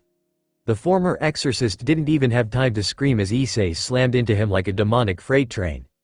Satisfaction. Pure satisfaction. That was what Issei felt as Fried Selzen went flying. Of course, he didn't fly far. Issei launched his dragon tail at Fried, catching him before he could disappear and wrapping him up like a boa constrictor crushing its prey. "Ack, wait. You don't want to kill me?" "No," Issei charged up another dragon shot. "I really do want to kill you. After everything you've done to Asia, to my friends and family, I'm not going to regret this. I'm not gonna regret shooting my load all over you." Dragon shot. "No, With his scale mail enhancing his ability to several times what his power usually was, the blast unleashed from his dragon shot was nearly 20 times larger. Fried couldn't escape. The massive torrent of energy washed over him. Issei actually felt the douche nozzle's body dissolve, freeing up his tail, which did not suffer from being hit by his own attack. The energy died down. Issei took a moment to bask in his most glorious victory, until he noticed that the area around him, Asia, and Rhea was no longer the dimension that they had been inside of. He looked around. Several dozen meters out, Fenrir was beating the crap out of an armored individual who Issei recognized as that Dick Valley. Behind him in Asia, Syraorg Bael was pounding the crap out of another wolf. Issei didn't know the name of this one. While a Nekomata and some chick on a broom fought against yet another wolf. "Freaking hell," he said. "How many Fenrirs are there?" I think there's only one," Asia mumbled. "Those must be his children. I actually read about them when I was trying to learn about the other mythologies." "That right?" It made sense. He shrugged, he couldn't think about that now. "Asia!" Rias shouted as she flew down from the sky. Kaneko was in her arms. Issei tried not to vomit in his faceplate when he saw the state she was in. "Asia, I need you to heal Kaneko." "Oh, no, Kaneko." Asia was quick to begin healing Kaneko, who Rias set on the ground. As his girlfriend began working again, Issei heard several loud roars and looked up. That was when he saw something that he really wished he couldn't see. Sirzex, Gabriel, Michael, Azazel, Irina, and Barakiel were all fighting against 10 massive dragons. Meanwhile, high in the air above even them was a man with blue hair laughing like a loon. "We are so totally screwed," he murmured in shock. "Devil Ninja," Irina knew as the battle began that she was only getting in the way. She watched as Michael created spears of light all around him, launching them at the two Midgardsormr he was facing off against. Most of the spears were destroyed against the monster's thick hides. However, a few penetrated their scales and sank into the soft flesh underneath. Meters away and to her left, Sirzek's had transformed into pure energy, his very presence now monstrous and causing the world around him to warp as he fought against three more Midgardsormr. Irina's teeth rattled and she wasn't even near him. He sent lances of powerful energy at the dragons, which roared as they did their best to avoid getting too close. While it looked like Sirzek surpassed both dragons in sheer power, the beasts were smart enough not to get near him, which meant they were in a stalemate. Sirzek and Michael weren't the only ones fighting. Both Azazel and Barakiel were doing their best to take down a pair of Midgardsormr themselves. However, they were neither as powerful as Sirzek nor as skilled as Michael. Azazel was being pushed back as he attacked Midgardsormr, a spear in each hand. Meanwhile, Barakiel was using lightning to attack Midgardsormr from a distance. None of their attacks did much damage. Irina was fighting her own Midgardsormr, though she only had one to contend with. That was good because she couldn't even deal with the one. Her swords bounced off Midgardsormr's skin. Her spears shattered against its scales. Nothing she did damaged it. Midgardsormr opened its mouth and unleashed a massive blast of fire, a cone of white-hot flames that Irina barely avoided by flying up. Even though she dodged, the heat made her break out into a sweat, and the soles of her shoes melted. I wish Dulio-sama was here. If Dulio-sama had been here, then maybe she would have stood a chance. Then again, if Dulio-sama was fighting, she probably would have only gotten in his way. It was tough to swallow, but the longer she fought, the more Irina realized that she didn't have the strength to fight against foes like this. She was useless. Michael-sama had made a mistake when he chose her to be one of his saints. She was not worthy of being an ace. Irina realized moments too late that her head wasn't in the battle. A massive tail appeared in front of her, and she had no time to dodge this one. Her entire front exploded as the tail smacked her. Agony flooding her body, she screamed as she rocketed down toward the ground. The air around her whistled, drowning out her pain-filled screams. She was going to hit the ground. She was. Whoa! A voice said in her ear. It took her a moment, but she soon realized that she wasn't moving anymore. In fact, she was rather comfortable now, save for the pain from having been hit by a dragon's tail. She looked up, into the familiar blue eyes of someone she knew very well. It was Naruto, one of the people who Irina now lived with thanks to the exchange program between the three factions. Naruto-san. That was a pretty close call, huh? Naruto's grin put the son to shame. You okay, Irina? Yes. It was only after she started speaking that Irina realized she was in his arms. Could you put me down? Huh. Oh, sure. Irina breathed a sigh of relief as Naruto released her. The more time she spent around him, the more she appreciated his strength and personality. At the same time, it worried her. If he kept sticking around Naruto, what would happen to her feelings for Issei? But Issei also has a girlfriend. The Bible says polygamy is sin, so I'd be a sinful woman if he and I dated, wouldn't I? Then again, Naruto was also in a relationship with Rias, Kaneko, Ravel, and maybe even that little one calling herself Ophis.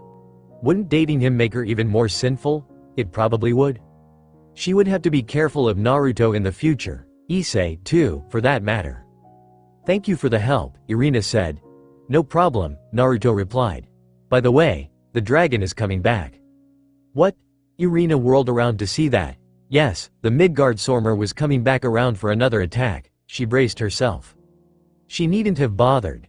A golden light zipped past her, and Irina almost gawked when she realized that it was Naruto. Her friend and housemate blitzed Midgardsormr with a powerful attack that she could barely see. All she saw was a ball of light forming in his hand, followed by a loud cracking wail. And then Midgardsormr's entire head exploded as Naruto slammed the sphere into it. What sort of attack was that? Irina wondered. She stared at the body falling to the ground, and then looked back up at Naruto, or where Naruto had been. He was no longer there. Devil Ninja. Valley flinched as Fenrir tried to crush him with its claws. Although each attack missed him by a hair's breadth, the wind pushing against him, force built up from the monster's swings, caused him to stumble. What's more, none of his attacks worked. Fenrir shrugged off every attack Valley launched, regardless of whether it was magic or a physical attack. This truly was an impressive beast. Valley thought he might have been able to win if he used Juggernaut Drive, but winning wasn't his aim. Arthur had better come through for me quick. Arthur Pendragon was setting up a spell to contain Fenrir, which would allow them to lock this beast up and control him via Excalibur Ruler. The problem was that the spell to contain Fenrir took time to complete. It wasn't as simple as creating a magic circle. This magic took time to create, time to cast, and time to execute. That was why Valley was fighting Fenrir. He was buying Arthur that time. Dragon Shot. A massive bullet of pure energy slammed into Fenrir's face, but while the monster shrugged the attack off, getting smacked in the face enraged it. Fenrir's roar echoed across the Colosseum. Sword Birth.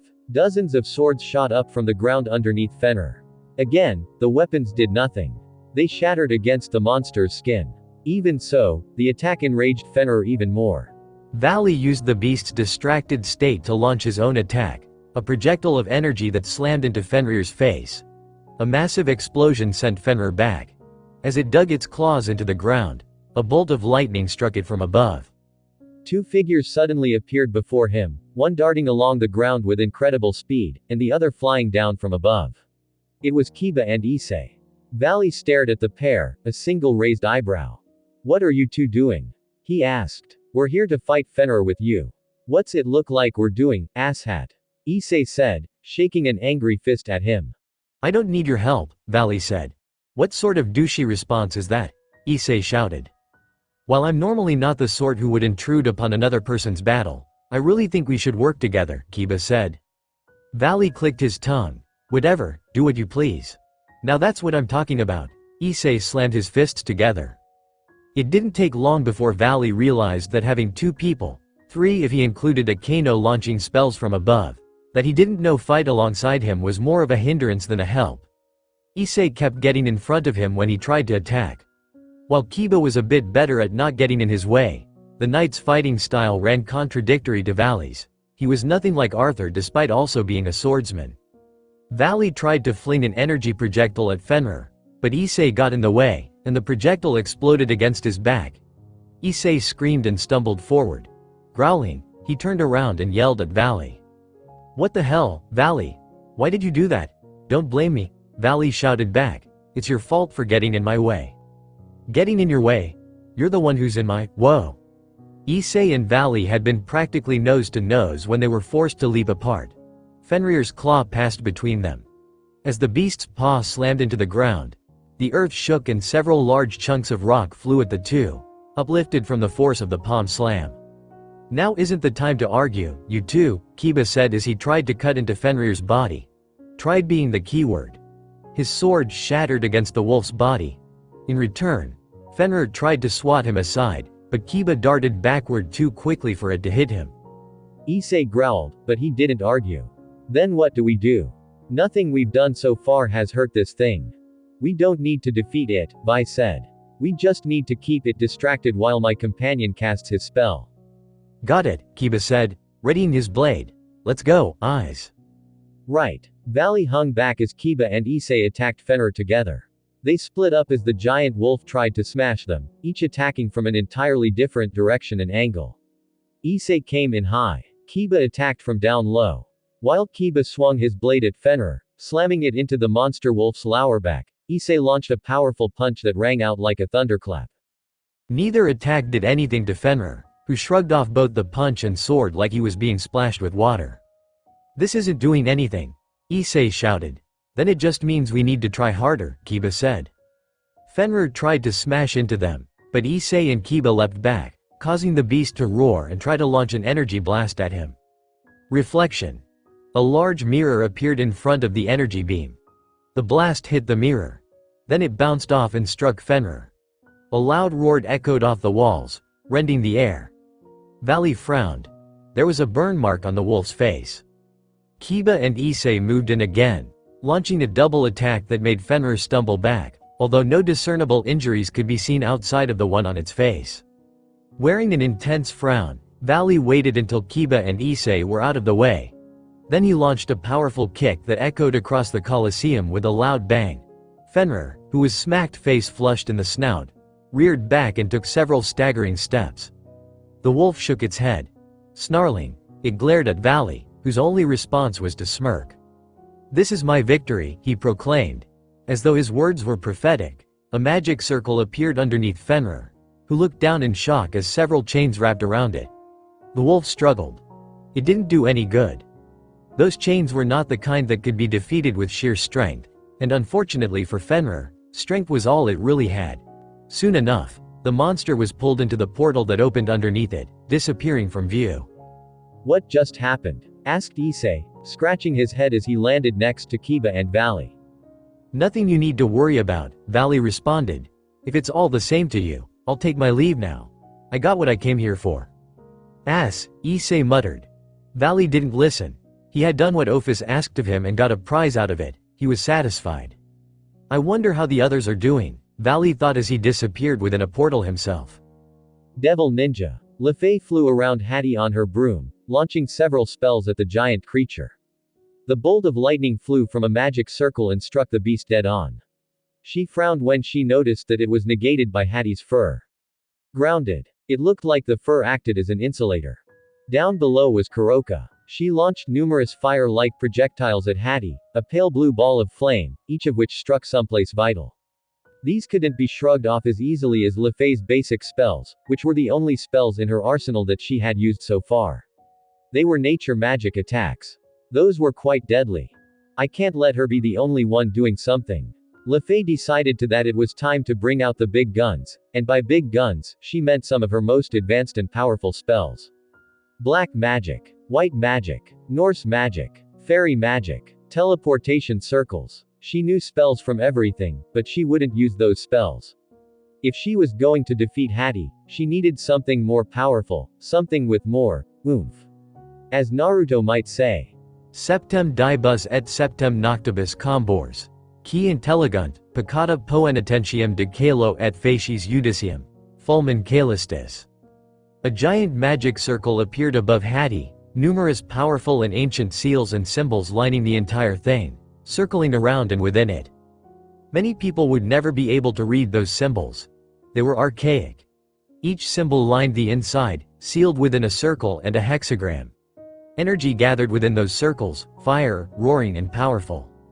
"A little more time, hey, Faye," Kuroka shouted as she leapt backward. Her blue flames, infused with nature magic, engulfed Hattie but didn't actually damage the wolf. They merely grazed its fur, which was almost like armor. "How much more time do you need?" "Just 30 more seconds. Damn." "All right," Hattie leapt into the air and tried to crush Kuroka underneath its weight. While the black Nekomata was able to avoid it, leaping backward, the rumbling earth made her lose her balance. Perhaps the wolf sensed that she was off balance, for it leapt at her with claws and fangs bared. However, Kuroka was a Nekomata, a cat monster, and Hattie must not have known that cats had a great sense of balance. What at first seemed like Kuroka being thrown off balance was soon revealed as a feint. Hattie's head was rocketed back when Kuroka kicked the underside of its chin. Lefay looked away from the battle happening down below and up at her magic circle. Power crackled inside of it. Flames of holy white fire swirled around like a tornado. It was ready. "My spell is ready, Kuroka." Kuroka didn't look up. She leapt back several meters with a few massive leaps that relied on her powerful legs. Hattie tilted its head, confused, as Kuroka suddenly split into several different Kurokas. It was an illusion used to confound one's sight. Only an expert in the sage arts could use it. Lefay raised her hand, and then, with a deliberately swift movement, she brought it down hard. A massive flame shot from the magic circle. It descended to the earth. Hattie didn't even get a chance to move before the flame slammed into him. The last Lefay saw of Hattie was the wolf roaring in agony before he was consumed by the divine fires of her forbidden magic. "Sorry," she apologized softly, "but I couldn't let you keep rampaging. You hurt Naruto's friends. That's unforgivable." She looked around. The other Norse wolf had been defeated by the one known as Cyrorg Biel. Lefay hadn't seen what had happened because the beast had been defeated so fast, but it didn't matter. With Hattie now dead, she and Kuroka's task was done. It was time to leave. Lefay sighed. She had really wanted to see Naruto. Devil Ninja, Naruto didn't really know who the guy in front of him was. Well, that technically wasn't true. He had never seen the guy before. However, there was no mistaking that hair. Sasuke. Naruto pointed. You've grown out your hair, and dyed it. Yuck. What an ugly color. Who the fuck dyes their hair blue? What kind of pansy are you? The one whom Naruto called Sasuke stared at him like he just shit a brick. His face soon turned an interesting shade of crimson, and several tick marks appeared on his forehead, bulging veins that throbbed in time to his angrily beating heart. I do not know who this Sasuke is, but I do not appreciate someone interrupting me while I look down on all the people who are trying and failing to defeat my minions. You even talk like Sasuke. Shut up, Sasuke created several dark purple bolts of lightning, or something very close to it, which he sent hurtling at Naruto. While Naruto had no idea what sort of magic this was, he wasn't too worried. It was moving slowly, well, slowly for him. With his chakra cloak activated, dodging the lightning was a simple matter. He used the immense speed granted to him to practically disappear and reappear at will. To the average eye it would look like he was teleporting, but the simple fact was that it was just pure speed. The lightning struck the Colosseum down below. It exploded with enough force that even Naruto, several dozen meters above it, was pushed back by air currents. That kind of power was beyond the average devil. This guy must be Loki. As a god of Norse mythology, Loki was an extremely powerful existence. Naruto didn't know how powerful, however. That was the problem. Without knowing his opponent's capabilities, finding a way to defeat him would be difficult. Even so, he was positive in his ability to defeat Loki. Yeah, this guy was a big bad with godlike powers, but he couldn't have been more powerful than Ophis. The problem wasn't a matter of, could Naruto beat him? The biggest issue was, could Naruto beat him without destroying the entire city? Naruto clicked his tongue when several burns appeared on his arm after he blocked one of Loki's fireballs.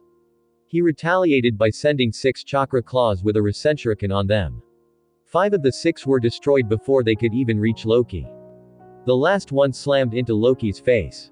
Chuckling as the Norse god screamed and flew backwards against his will, Naruto flapped his devil wings and soared toward him. This Loki character seemed like a long-range magic user. Magic users normally sucked at close combat, so if he got close and personal, he should be able to wail on this guy. Rasengan. Once more, Naruto created numerous Rasengans with his chakra arms and launched them at Loki from different angles.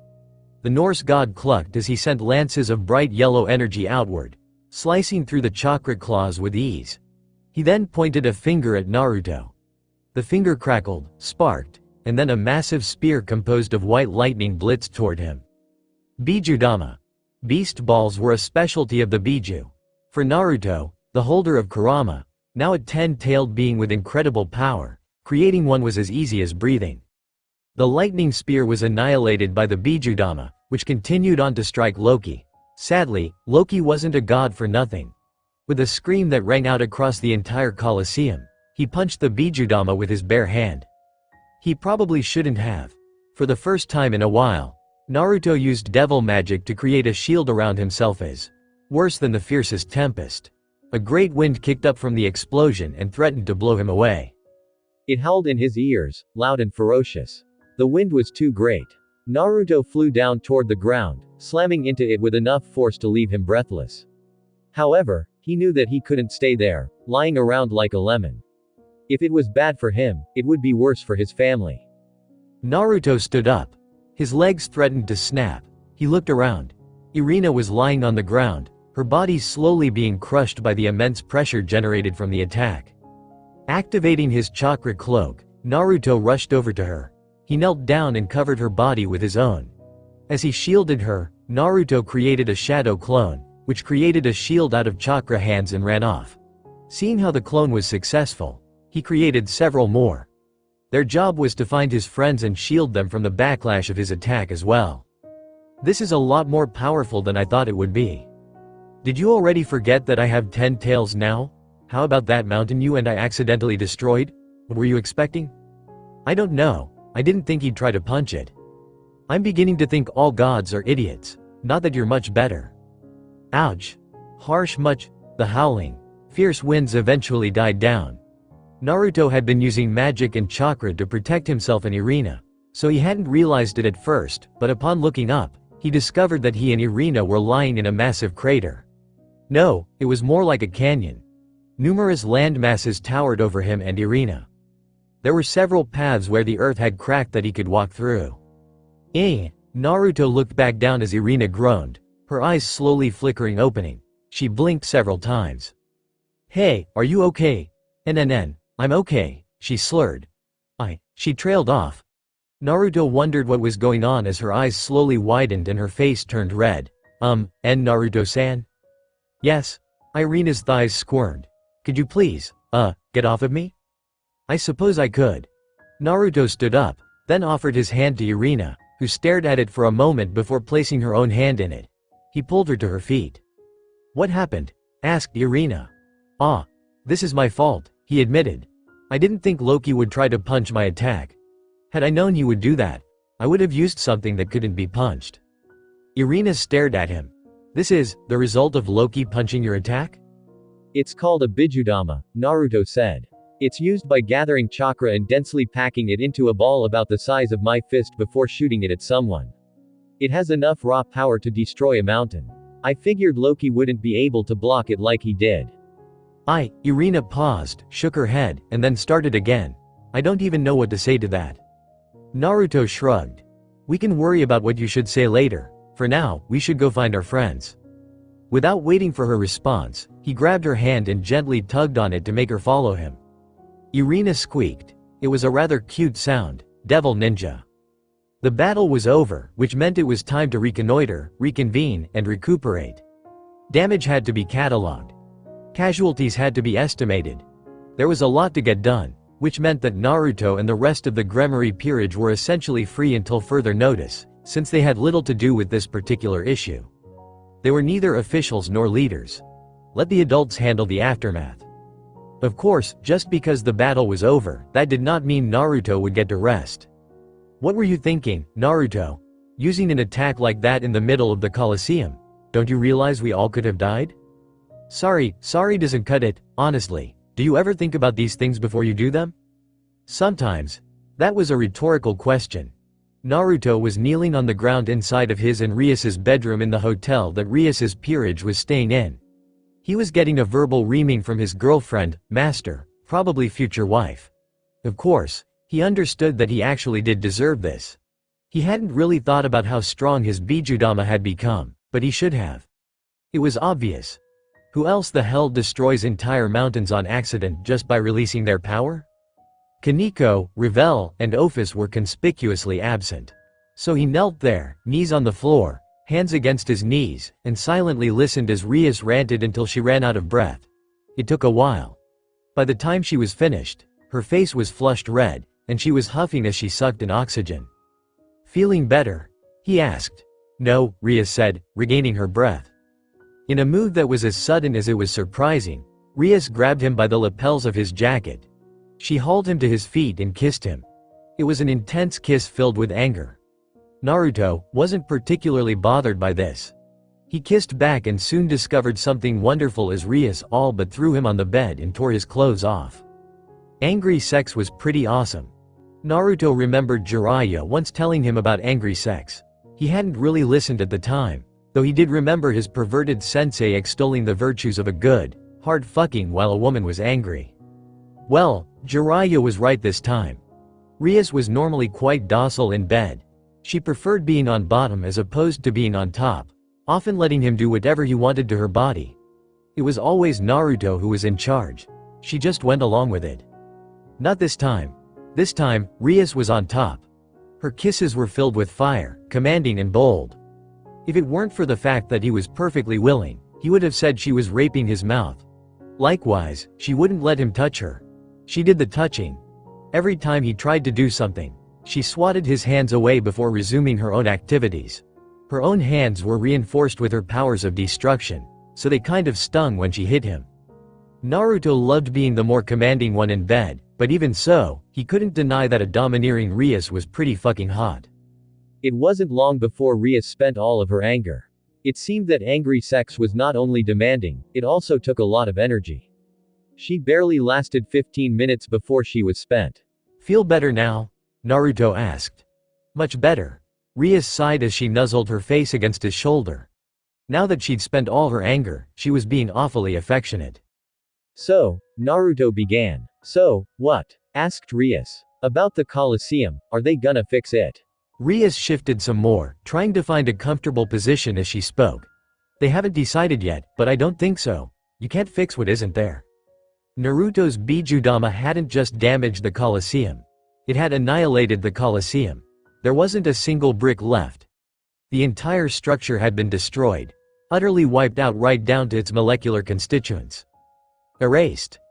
All that remained was the canyon that had been created by the backlash from Naruto's attack, a testament to the power that Kurama now possessed. On a side note, the silver-haired Valkyrie he had fought was now in the hospital. It seemed she had been put into a coma after he ripped off the mind control device. He would need to analyze it with Kurama. Speaking of. To think we didn't even use a 1/100th of Kurama's power. It was almost frightening how much power Kurama now had at his disposal. Having absorbed Kagaya and the other Biju, Kurama was on par with Ophis in terms of sheer limitless energy. A fact that greatly intrigued Ophis and the main reason she had kidnapped him in the first place. I guess so. What about injuries? He asked. Rias hummed for a moment. There were a few injuries, but fortunately, they were minor. My brother, Lord Michael, and Azazel were able to shield Sonas and my peerage from incurring further damage. What injuries there were all healed by Asia. Revel also managed to escort all of the civilians to safety, and I hear Rainier even helped protect them when several Norse warriors tried to ambush them. Revel, Naruto smiled. She's very good at managing others. She is. Can I ask another question? Why are you letting me date Revel and Kaneko? Your real question is, why am I allowing you to have a harem, right? Yes. Polygamy was an accepted practice in the underworld.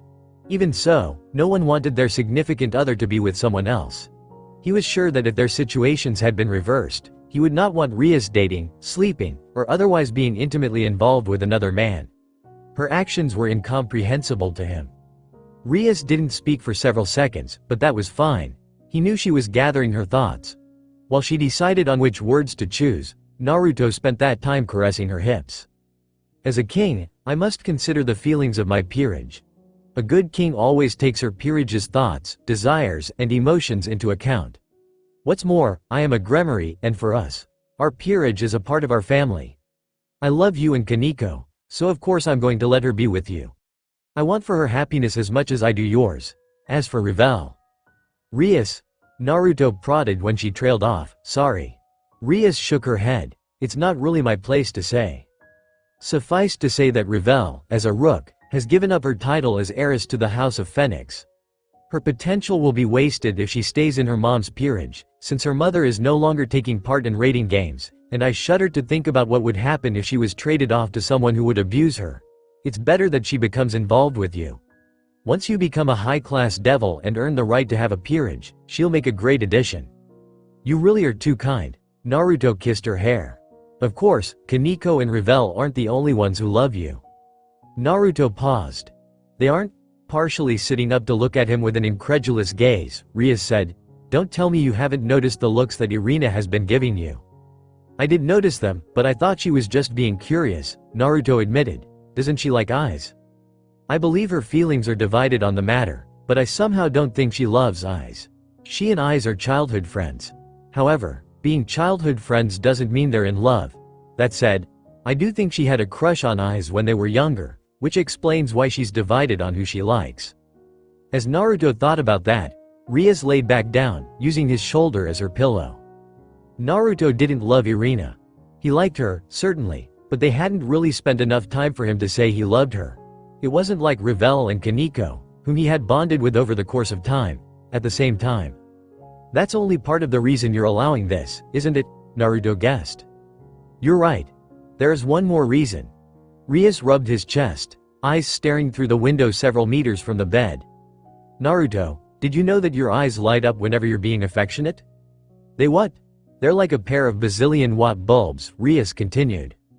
When you and I are going on dates, when you're pampering Kaneko, kissing Revel, or shopping with Irina, Your eyes become these beacons of joy. It's like the happiness you feel is so strong that it radiates from them. Seeing you like that made me realize that what gives you the most happiness is making others happy. You give yourself freely to anyone who asks. That's why you were so willing to agree with Office after she kidnapped you." Naruto wondered if the heat spreading across his face was due to the temperature. That must have been it. He should create a clone and turn the thermostat down. Did hotel rooms in hell even have thermostats? "I'm not sure that's it," he began. "I mean, it's true that I like helping others, but—" "No, that is exactly it," Rias countered before he could make an argument. "You're so completely selfless that you would give yourself to just about anyone. While that's kind of annoying, it's also one of the things I love about you the most.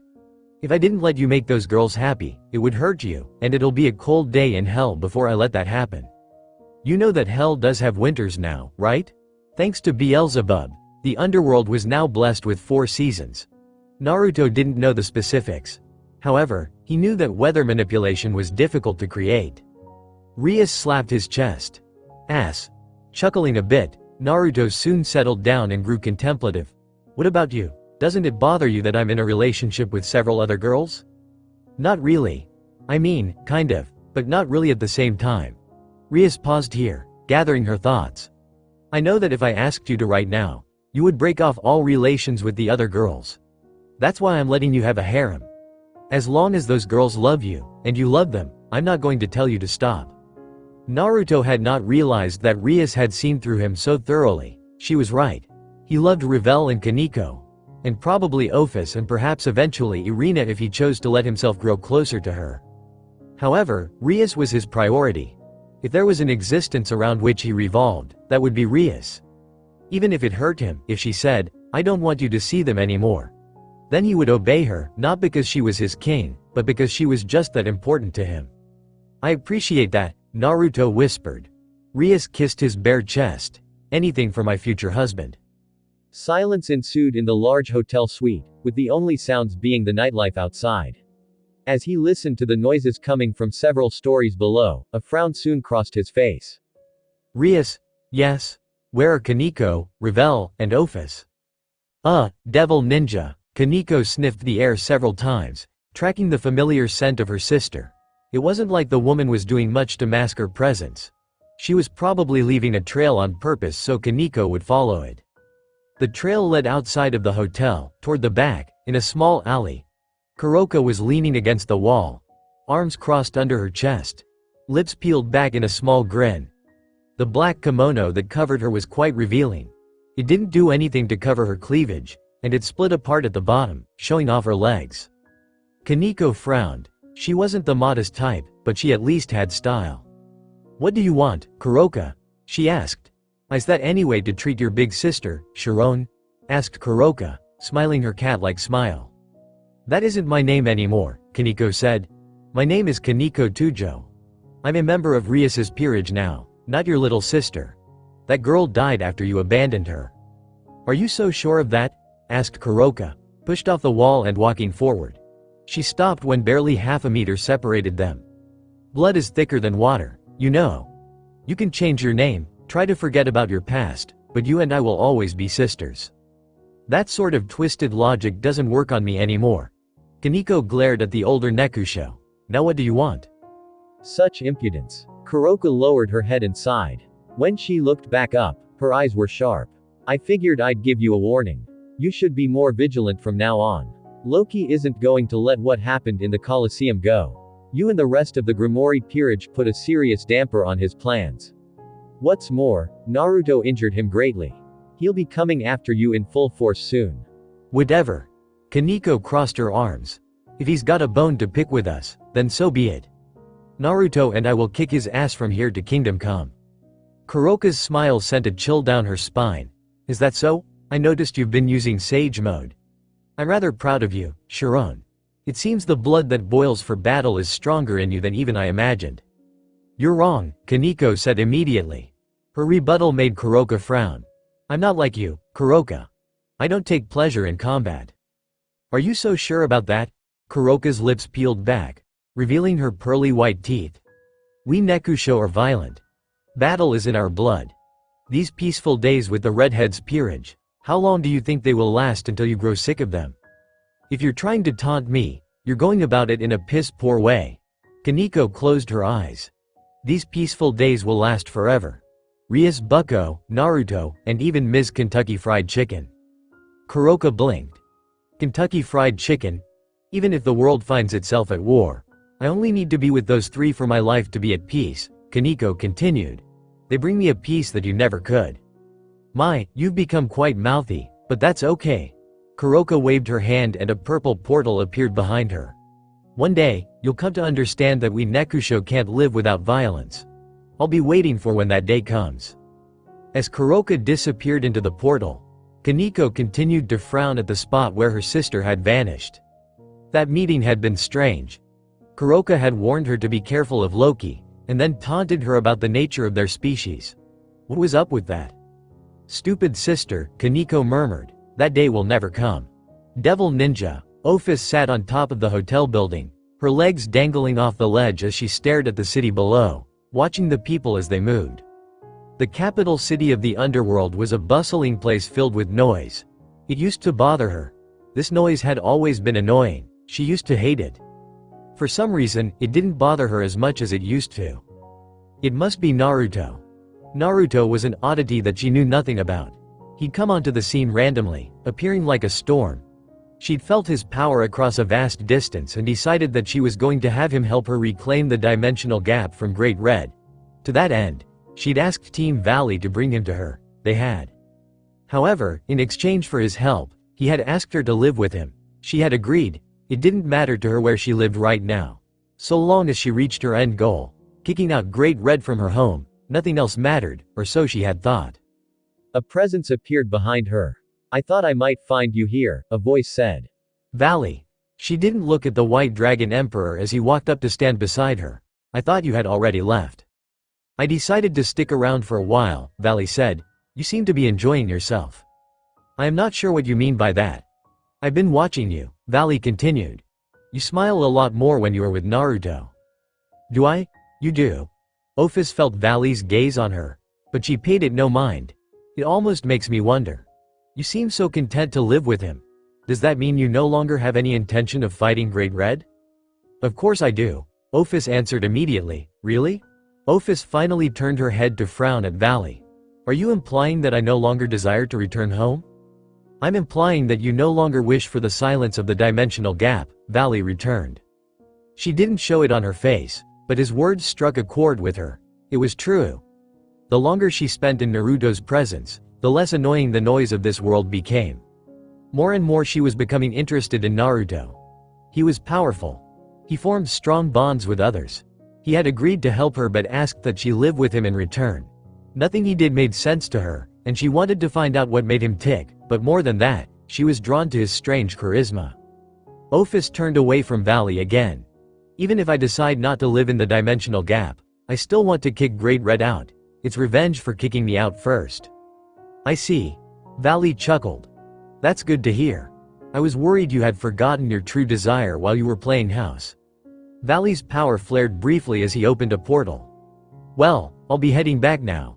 I'm sure the others have already returned, and I have a new wolf to break in. With that, Valley left, and the noise of the city was, once again, the only thing Ophis could hear. She didn't mind. Devil Ninja.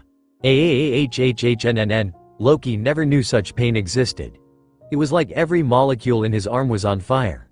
Even now, days after returning to Asgard, the phantom pain in his arm, his missing arm, was tormenting him.